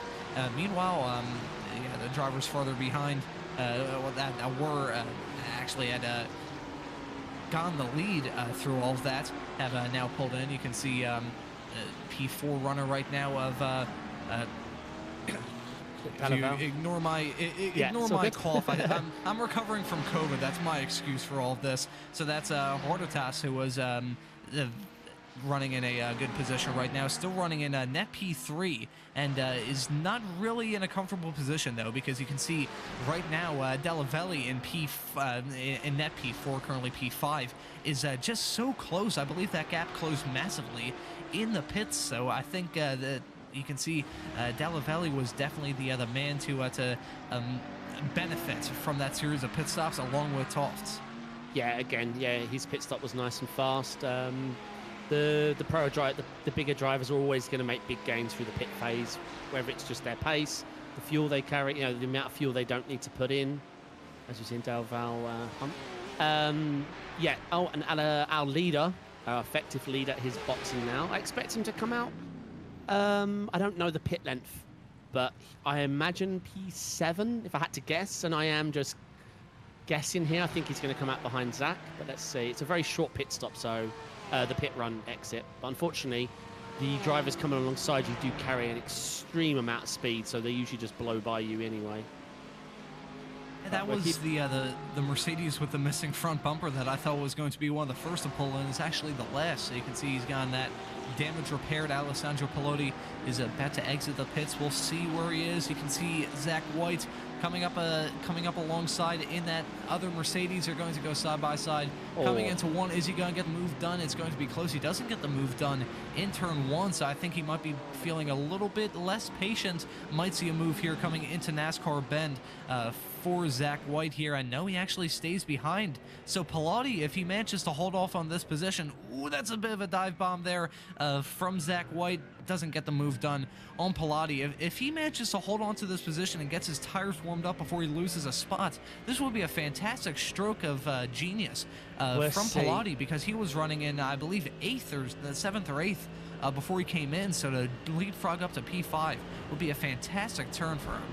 Yeah, I mean, I've kept an eye on pit stops. His pit stop is abnormally quick. It's 4 seconds quicker than Jacob Toffs, 3 seconds quicker than Porter. He's obviously A, hoping it goes a lap shorter than most people planned, and B, he's still got to fuel save. Whatever he did to do the extra lap over everybody, he has to do it again, as we see Van der Nessy off. Hopefully he can rejoin okay. Yeah, we'll see what happened to him. But yeah, so my betting is he can't hold off Zach, because whatever he did to do the extra lap, he's got to carry on doing it. He can't, he hasn't fuel saved and now he's good to push to the end. He's fuel saved, shorted his pit stop based on his fuel numbers, and now he needs to keep fuel saving. But let's see, I could be wrong, but looking at the numbers, his pit stop was 17.4 seconds. The average pit stop was 21.5. That's extreme. And if we go on Porter's pit stop, who we knew was fuel saving behind Toffs, his was 20.8, which was the fastest. But now Pointer's done a 17.4. I find that, yeah, that's an impressive feat, but I do imagine he's got fuel save to the end. I will say one thing at this fight between Pilati and Zach White. Just looking at their overall best lap times, Pilati has actually set a better best lap of the race. He set a 145.14 during the first stint, which is better than Zach White's 145.2. So it's a little bit of a pace advantage there, but he did bring up a good point. He is definitely going to have to fuel save, but at a track like this, which is fairly narrow, fairly tight, not a whole lot of overtaking opportunities, if he plays his cards smartly, he doesn't have to play him right, he just has to play him smartly and defend as hard as he can. He might be able to hold on to that position. Certainly a man not holding on to the position is Hedgecock, who's getting a move done on him by Van Denise, who gets a move done, and now you can see Stephen David is trying to get the move done. That's a name I recognize. He ran the Lamborghini with us in season 6, so it's a name that I recognize from this season, and he's trying to battle hard with Hedgecock, as now at risk of losing a position here, Lauritsen, who's trying to get a move done. That is a brilliant move if he can clear him, and he does. That's a fantastic move there from Lauritsen, the driver from Denmark. Gets a move done to move into P25 and pushes Stephen David back. Yeah, Van der Ness was recovering from the spin, so it looks like he just got up to pace and was getting moves done. But he's on the move. Let's see. Just keeping an eye on this. Zach White got the 4/10 still, but Dalval P3, the battle for P3 is on. The lead battle's on. We've got plenty of battles out there. Hubler, the battle for P7. So yeah, up front, we've got at least 4 battles going on inside the top 10. So it'd be interesting to see how it plays out. We've got 18.5 minutes to go. Obviously, probably more traffic is going to play a part in this, as we see Porter following very closely in the second phase of this. This 7/10 fuel saving rubbish is out the window. He looks like he's hungry now. He wants to get this done. He's following that. This is the closest he's followed all race. I assume, yeah, his pit stop was a second quicker. He knew he had this done through pit stop, and unfortunately, it just didn't roll that way on pit entry for him. But yeah, he's going to have a run on him. Yeah, I can imagine just putting myself in the perspective, putting myself in the shoes of Porta. He thought he was going to get it done through the pit stop, set himself up good strategy-wise, and it just, unfortunate, bad luck for him. Didn't play his cards, didn't help him at all in trying to take the lead. So I think he's feeling a little bit upset. He is feeling frustrated, and he is going to be a man on a mission. Another man on a mission is De Valle. He was getting a move done. Ooh, that is very close. I thought they were going to make contact going through turn 14, but he manages to get the move done to move into the final podium position. But that gap between those two up towards the front between Tofts and Porta is very close. It's less than 0.4 of a second now. They're going down the start-finish straightaway. I believe they're about to go on to the brakes here soon, and you can see that gap is still very close. I think Porta doesn't close up a little bit here, so it's going to be a battle. It's going to be a heads-up battle between the two drivers that have been running 1-2 practically all race. And I think, as you said, the fuel save rubbish is just, it's gone. These drivers don't care about their fuel. They're just going to push to the end. They see an opportunity at a win. Tofts is going to try and win on a series debut, which would be a brilliant result for the British driver.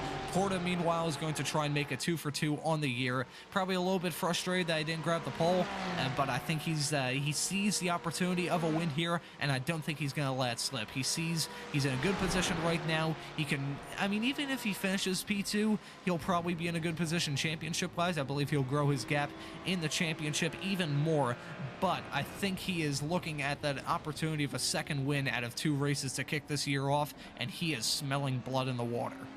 Yeah, 100%. I don't believe Tofts took part in the first round, so this is a brilliant showing for him, but like you say, a second would be worth a chunk of points to Porter. He would definitely have a strong hold in the lead, but it does look like he's got the pace advantage right now. I think that entire first stint was setting him up for the pit phase. Oh, as he's taking a look, I think this is just to get him offline, cause him to have a bad exit here. He overheat the rears a little bit, and he can focus on getting the best exit here. Let's see if he can get a good exit. I mean, the Porsche's traction. That's why I picked this car as my choice for this week, the Porsche. It's just the traction. It doesn't matter you're a quicker car. The traction off the corner outweighs the straight line advantage. Because right now you can just defend the right-hand side if he even needed to. Porsche's brakes are good. And again, now we're in a twisty section. Impossible to pass unless they make a mistake. So yeah, that Porsche's going to be very difficult to pass. But Porter also knows he doesn't have any pressure from behind. Almost 6 seconds behind is Dalval. And Dalval is in his own battle with Jontas there. They're separated by 4/10. The battle with Porter and Zach, that's 4/10. And Hubler and Pagnini is, what, 7/10? So everyone's involved in their own fight. It's going to be a brilliant close to this, as we've got just under 15 minutes left to go. I think Tofts is also... I think he might try and play a little bit of, like, reverse mind games, usually just flashing the headlights and trying to occupy your competitors' rear view mirror is mind games. The only mind games you can do on track is when you're following someone, but I think Tofts might... What he might try and do is just try and play with Porta while he's behind him. I think that might be the other strategy that Tofts might try and do. Porta is... I mean... I'm not too sure if Porter's going to try and force the issue here. They're closing. You can see that gap is now, it's basically halved going down this back straightaway. It's now about 0.2 of a second, grows out to about 3 by the time they get on the brakes for the corner. But I think Porter right now, what he needs to realize, if there's a separation really in the world of racing between drivers that are championship contenders and drivers that are race win contenders. If we see Porta back off a little bit, try not to force the issue too badly, and try not to go for an overly opportunistic move in the final 14 minutes of this race, we can mark him up as a championship contender. Because right now, his main championship rivals of Zach White and Andre De Valle, De Valle's running in P3 right now. He's about 6 seconds behind. I mean, it's only one position on track, but it's still it's going to extend that gap between those two. Meanwhile, Zach White, who was running P2 in the championship, he's currently running in this fight between himself and Pialata. So it's I think what he needs to realize is that he's in a good position championship-wise. Zach White is running in P6, running well farther behind. De Valle is running in a decent P3, but P3 nevertheless. So I think what Porta needs to realize is, hey, I'm in a good position championship-wise. I don't have to force the issue.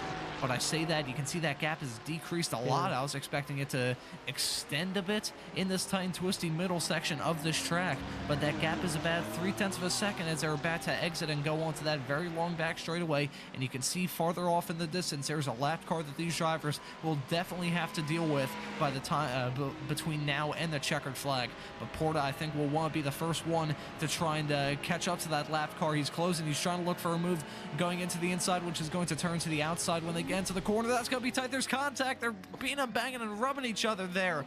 But Porta manages to hold on to it. Doesn't spin out, but is still in P2. Tofts, I can imagine, was all kinds of crossed up because, I mean, we saw the just sawing at the wheel that Porta had to pull off to keep that car going. I can imagine that Tofts was having some very similar moments there when they made that contact. That was so incredibly close between those two. My voice is cracking from how exciting it is. Yeah, that was never on. Like, it was, he didn't even get half his car alongside. He was braking on the outside of a right-hand corner that was tight and heavy braking. He was running half a little bit on the grass. I mean, you left room out there, but don't expect much. You know, you're on the lower grip level. It's bumpy. I mean, you're playing mind games, but it answers your question. It's not the championship mindset, but then again, it is round 2, and these guys sometimes, the fast guys, they only know how to win, is what I always say. And that doesn't necessarily make them bad drivers, because that's what makes them strong. But it does look like at this phase in the race, he is not looking to finish second. He's looking to get, as we see, Rattini and Avazzini, is that off? Yeah, both off. So we see what happened there. I think it was 2 Porsches. In a strange point of the track, actually. Let's see. Ooh, I don't have a good feeling about this. That's Rattini. Yeah, it's a little bit of contact there. I can imagine he felt frustrated with his fellow Porsche there, because that was a not very nice join onto the track after, I believe he exited out of the pits, Avazzini did, and just went right in the middle of that pack and then got booed out of the way a few moments later. So I think that might have been a little bit of frustration there. Meanwhile, we have Pagnini here having a off coming through. Oak Tree has small little spin there. I don't believe he made contact with anyone else, but what it does is give another position to Hubler, who is putting on a pretty good race. The Pro-Am driver running in that BMW. I should talk about him because you might be a little bit biased here. A little bit. But I think he's putting together a very good race right now. He's really in a fight of his own. Pagnini might close up a little bit between now and the checkered flag, but he's currently running in a fantastic P7 and is running well ahead of Del Piccoli in the driver running P2 in Pro-Am currently. So he's putting together a good drive. Meanwhile, we have some, maybe this is just from my perspective, but I see some sparks flying here with the Ferrari there. Yeah, that's definitely a glitch on my end because his front left wheel's off. I doubt that's happening. Otherwise, he won't be going as fast as he was. He's having a good race. Has had some incidents throughout it. We saw him pull into the pits a little bit on the early end, currently running in 21st, 6 positions up from where he started. So he's running in a good spot. Maybe he can try and catch up to McCutcheon right up the road and try and break into the top 20. That would probably be his goal between now and the checkered flag. We don't have much time left, only about 9.5 minutes. So I think we're definitely in the final 5 laps of this race. And I think these drivers are feeling the burn of the checkered flag looming, and I think these drivers might try and go for some more aggressive moves. We've seen a lot of incidents all throughout this race, and I think we might see even more between now and the finish. Yeah, for sure. That incident with the Porsches, I always call it how I see it, and then I'll correct myself when I see it in the replay wrong. But it looked like, yeah, he come out of the pits, let his teammate through, and then slowed a little bit on the apex. I mean, maybe I read that wrong. Maybe he was trying to let both through and he misread the situation. But obviously, oh, as we see Grimin trying to recover. But you don't slow on the racing line. We know that. So let's see. It did look like his teammate got a free pass, though. And then after the teammate was through, he was quite slow on the apex. But I'm happy to be wrong. That's just how I saw it the first time through. As Zach gets the position on Poiter. Maybe we'll get a replay of what happened there to set it up. Because it's not easy to pass here. We know they're very similar pace, as mentioned by their best laps of the race so far. Look at that. Look at the speed of this replay. The broadcast team here. Look at him. He's killing it. Right, so Zach's got to run. He's quite far back though. This is going to take. Can't be on. No way. Oh, he just broke early. Wow, he just facilitated the pass.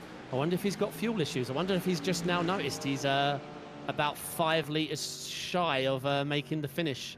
And he's just going to cruise up and clutch. He can't clutch anymore because that gap's extending. Yeah, I mean, personally, I feel like he's got a pit. But let's see. Unless the telemetry for the driver's slightly incorrect, he's going to be low on. You can see the lap times last time around. It was a 1:47.1. So that's fairly slow there from Buati there. So I think, yeah, it wouldn't shock me in the world if he's only just realizing. We'll have to listen here when he gets on the brakes going into Oak Tree. Just listen carefully. Yeah, that's a long coast there. So I think he is only just realizing that he is not in a good position fuel-wise. He was holding on to that position for fairly long. I will give him credit there. Credit where credit's due. He managed to hold off that position for quite some time, but I think he realized that I need to pick his fight. And now I think the fight for him is just going to try and fight for the fuel, fight to try and make it to the finish, but try not to give up so much time that you've fallen into the clutches of Hubler, currently running in P7. That gap is fairly large between the two. About a little less than 5 seconds, so about 4.5, we'll call it, between Piatti and Hubler. So I think he'll be fine as long as some major disaster doesn't happen for him between now and the checkered flag. But I think it's definitely fighting for that top 5 position is pretty much over for Piatti. Yeah, for sure. I mean, I'm having to guess. I don't have audio, unfortunately, with the remote setup, how I've got it set up. So I'm just doing my best to guess the fuel. But I'm glad you let me know he's lifting. I mean, it will be an impressive feat if he does pull it off without running out of fuel. He does look like he's confident in what he's doing. Like, we're not seeing a huge drop-off in lap pace, which is what we'd expect to see if he really wasn't going to make it. But yeah, doesn't look like he's hungry enough to go for the fight. The battle for P3 has settled down. That's also pulled down a 1.5 second gap. Greg also, obviously there was a lot of carnage with Pagnini and was it Ratana? I don't know how to pronounce anyone's name. I'm sorry. I think that was Rattini. Rattini, that was it. Rattini, yeah. Oh yeah, P11 now he is. Yeah, there was a lot of carnage between those two, unfortunately. Yeah, I think we said earlier on the broadcast, the people in charge of the series are going to have very swollen hands after slapping so many wrists after this race. A lot of drivers going for some overly opportunistic moves, you can call it. I'm not going to say dumb moves or anything like that, because that's not what a broadcaster's meant to do. So we'll call it an overly opportunistic move that some of these drivers have gone on, and it's created some havoc in this series. But it's also been a very intriguing race to follow. There's been comers and goers. Up towards the front, it's been some strategic yet hard racing. It's still not over yet, as you can see. Oh no, that's contact there in turn 1. Porta there went for the move down the inside of Tofts, going into 1, and sadly for him it ends in absolute tears, and his teammate is probably not going to challenge him too much here. Actually, I say that they're closing in a little bit, but this is an absolute disaster for Porta. I was about to say that the battle up towards the front was not over. The gap was closing and closing and closing, and you can see the move was going to be tried into turn 1, ends in tears.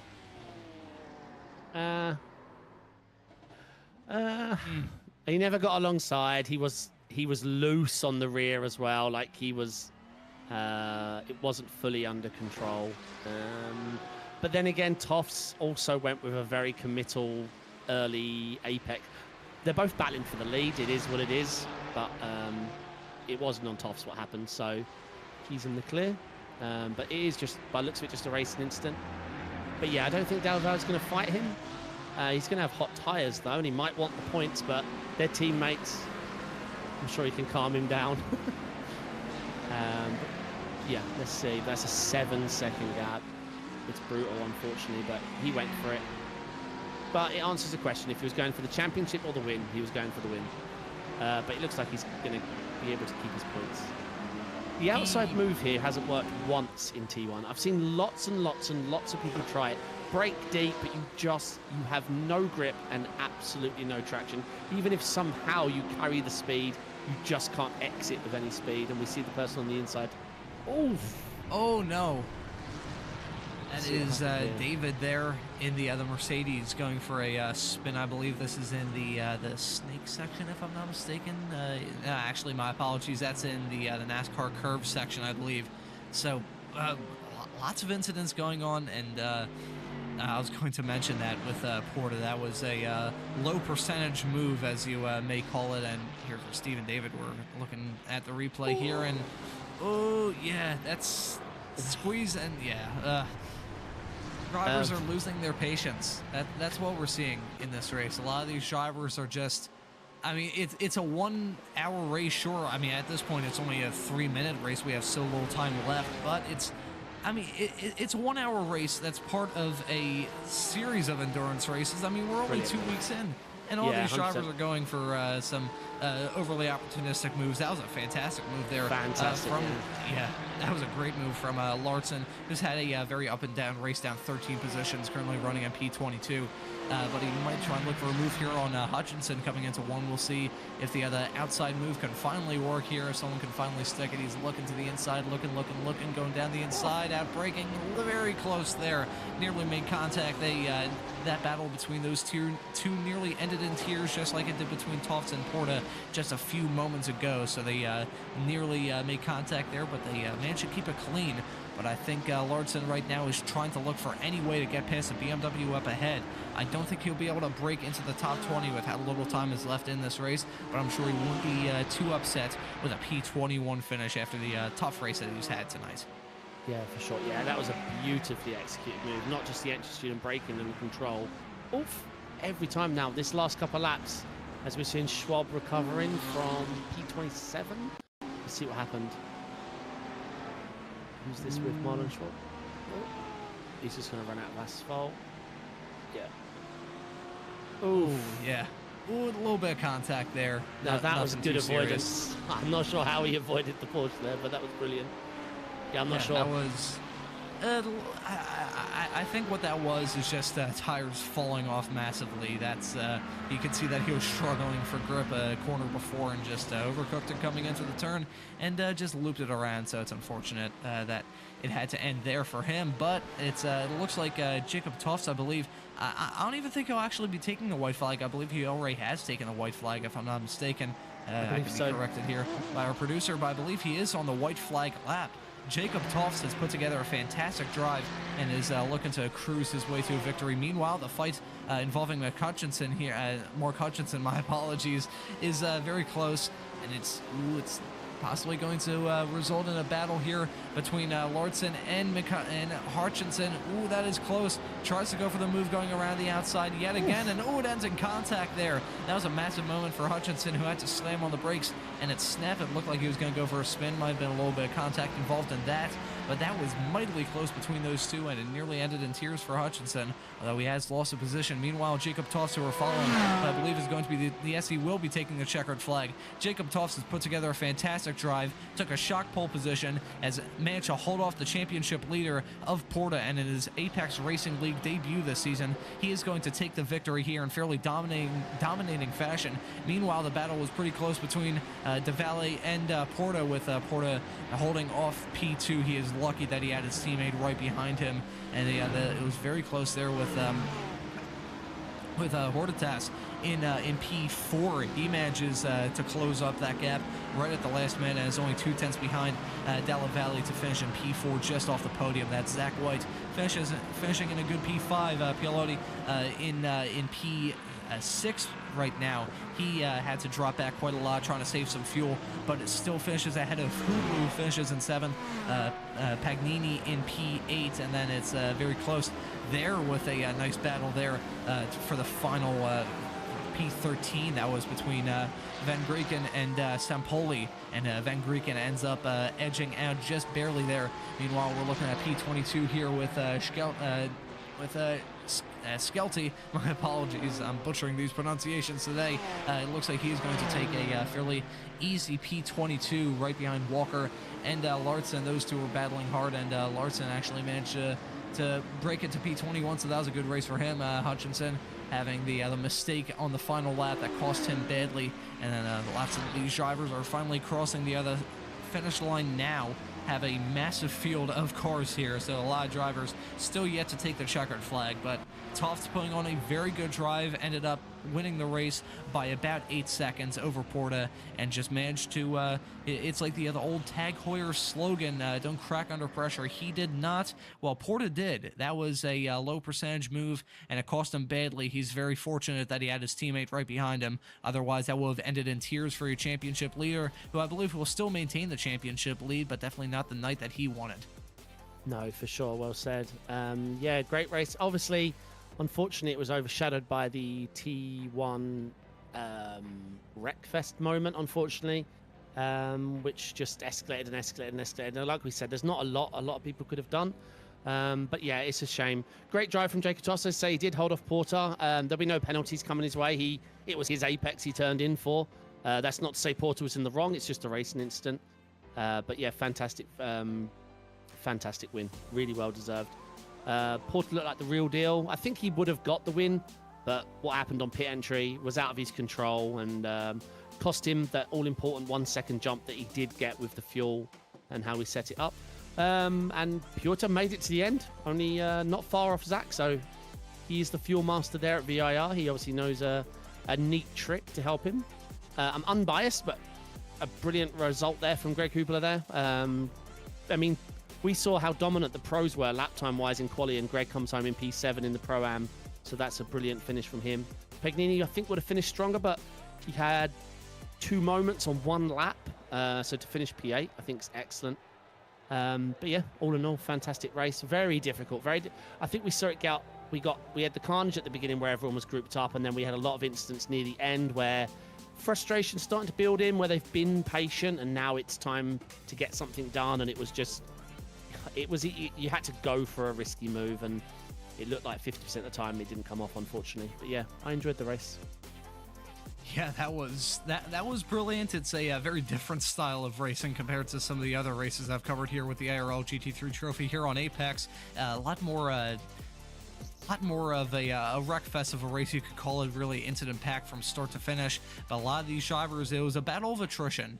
And a lot of these drivers managed to pull ahead, while others struggled quite a lot. You can see how spread out the field was towards the end. Multiple drivers finishing a lap down. You can see Antonio Graman, who had a very topsy-turvy race. The pro driver finishes in 29th. He had the first of the drivers to finish a lap down and just going through the rest of the field. It is a massive field here. Even if I had a full glass of water next to me, I don't even think I would bother trying to go through the massive field that we have of cars here. And just, I mean, once you get past Caserta there, who had that tussle there, I believe he might have had another incident as well, because he finished 13 laps down, so he got involved in another tussle towards the end of that, and unfortunately took the checkered flag 13 laps down, so that's not a very good drive for him, which it looked like it was going to be a good race for him if he managed to keep it clean, but sadly for him, he got involved in that lap 1 cluster, you know what, and sadly for him, it ended in absolute tears. But I think from commiseration tears to happy tears, I believe we might have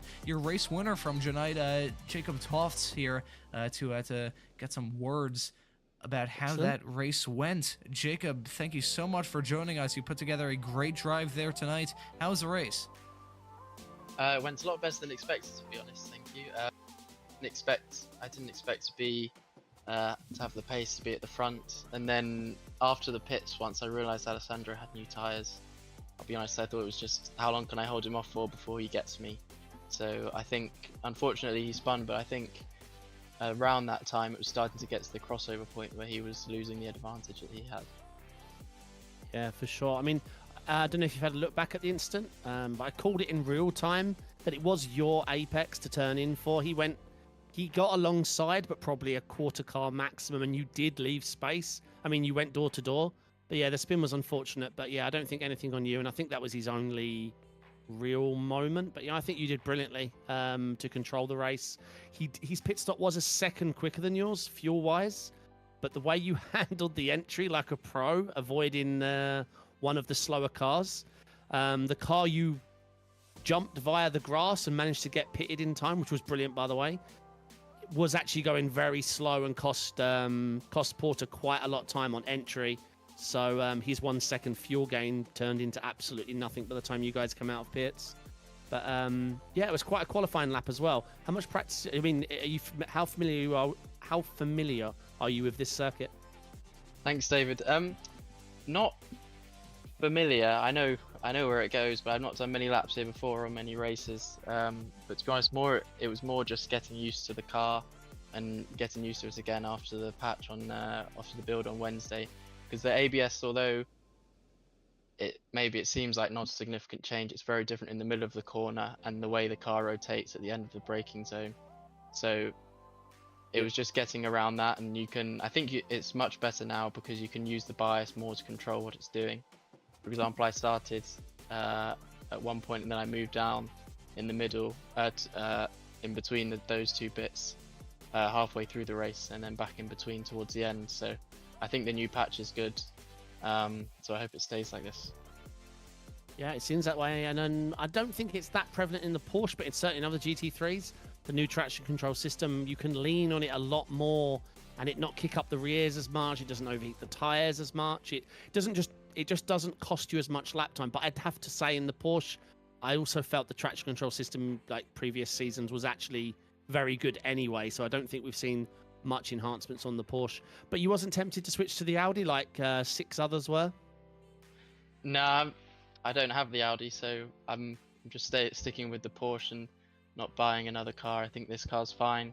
Like you say, the traction control is quite good. I think it's changed ever so slightly, just the way it catches the car and cuts the power is a lot more realistic. So I think that's another good step forward. Excellent. And are we correct? You wasn't in race 1? No, I didn't do race 1. I was busy, unfortunately. Okay, so the fight's on now. You've got a chance. Is there anyone you'd like to give a shout out to? Cube Controls and Mag Performance. This was my first race with them, so it started off well. That's not bad, is it, Ron? That's a hell of a way to start off your start off your career with them. That is a great way to start off your time here at the ARL GT3 series. And fingers crossed you come back and for the rest of the races of the season. I'm sure spot a little bit of a different track compared to what you had to face today. But if you showed anywhere near the other pacing grace in the way you control this race, I think you'll be within a very good shot throughout the rest of the season. Jacob, thank you so much for joining us, and we hope to see you throughout the rest of the season. Thanks, guys. I'll see you soon. Congrats. Yep. That is a fantastic way to start off his time in the series. That is a dominant drive, and plus his first race with the team. So that's a brilliant way to start it off with Jacob Toft. So I think he's pretty happy, and you can tell from the way he was talking, he was pretty happy with himself and pretty surprised as well. I think he... I mean, the way I see it, I think he managed to hold on to that race with grace and elegance, honestly. He withstood the pressure from the championship leader right behind him throughout the entire race and managed to bring it home very well. So I think he should be pretty happy with the performance he put on today. What do you think, David? Yeah, 100%. I mean, Porter followed very closely. At times, a 10th and a half. He was always looking at the alternate line to get him offline. He was always making him look in his mirrors. And Jacob just handled it lap after lap, not getting too much phased. And when it came to crunch time to finally defend from Porter, he showed Porter that he was going to turn with him. And yeah, I think, Porter did great, really did. I think it was a fantastic drive. And as I say, had the pit stop phase gone a little bit different, I think Porter would have come out in the lead, but it didn't. And Jacob took the opportunity when it was available. Oh, I think we can grab Porter for an interview if we've got time, Ron. Hello, Alessandro. Hello, guys. Good Hello, evening. how you doing and how was the race? It was so good. I'm destroyed. Really, it was really, really good. I tried everything, but it was good. It was really, really fast on the straight.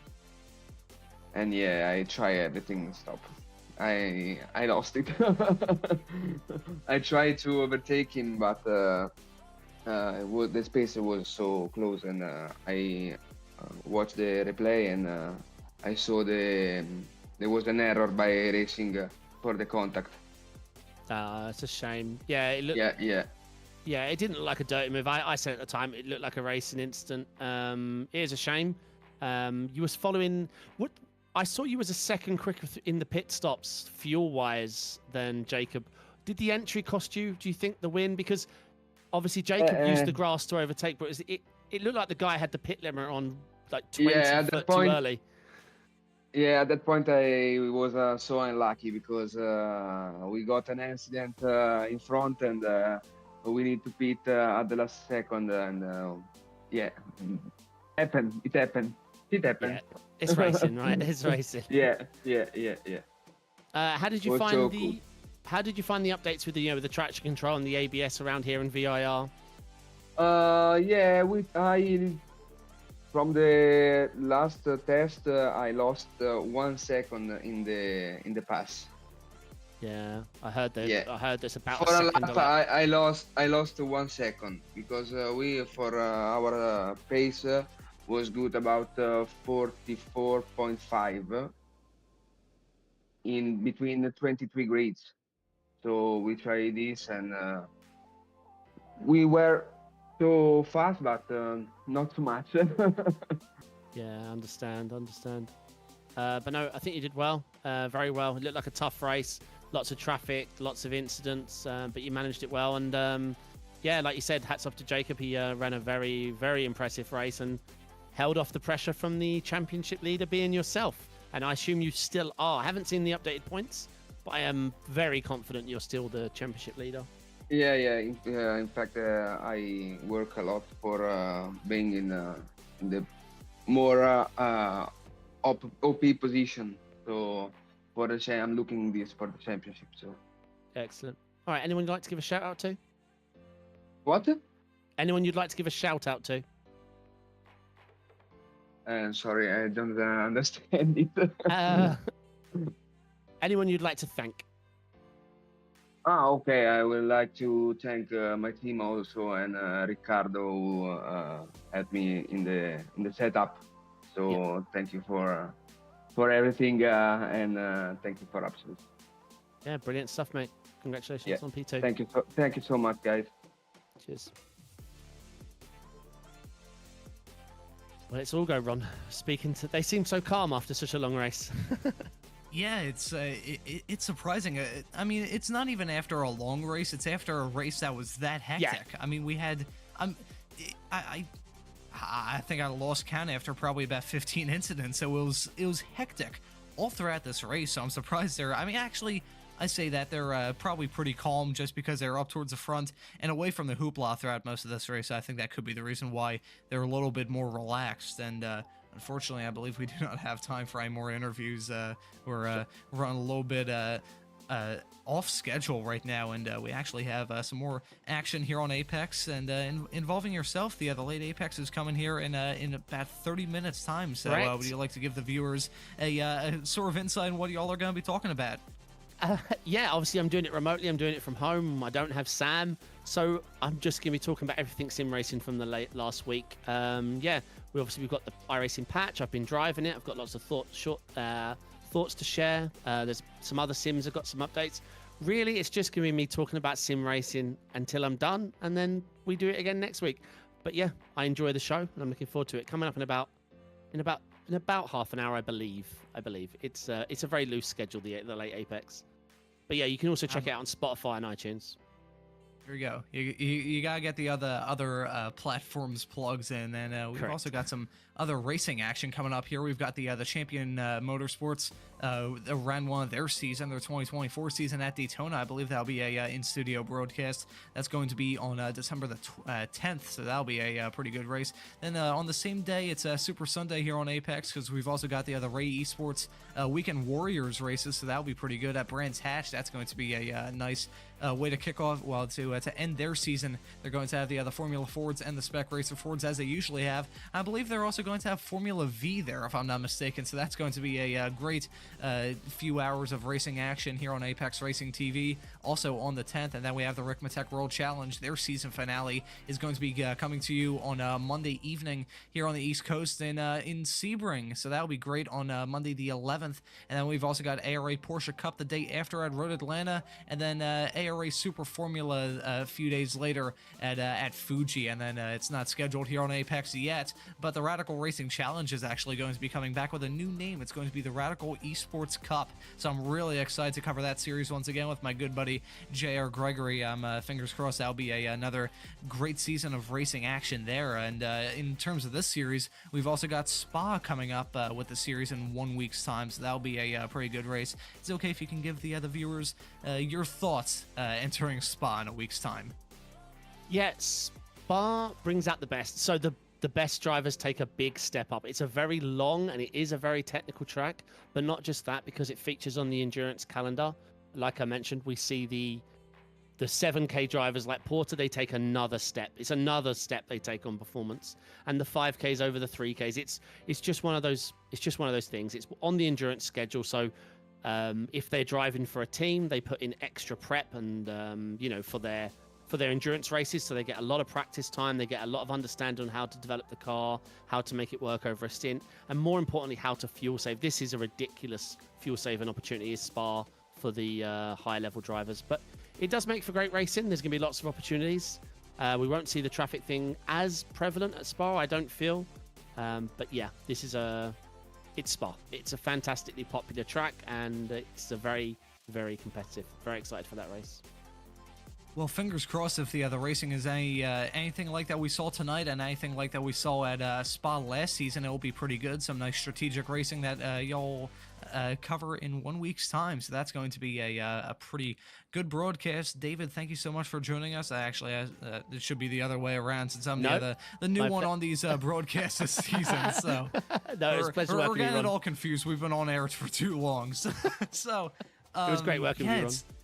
Yeah, likewise. It's been it's been a wonderful 2 hours here on Apex Racing TV, and hopefully you, the viewers, wherever you're watching this broadcast across the world, have enjoyed it as well. Our congratulations go out to Jacob Toft, your winner in pro and overall tonight. He drove that Porsche like an absolute treat and managed to take the checkered flag here for round 2 of season 7 of the ARL GT3 trophy. At VIR, it was a dramatic race, and fingers crossed we have a lot more racing action to come from not only this series but everything else here on Apex Racing TV. So for myself, Ron Mullins, David Sampson joining me in the commentary booth, and Samuli Kumo working all the cameras in the virtual production hauler, I say thank you all so very much for watching, and we hope to see you wherever it is in the not too distant future. Cheers.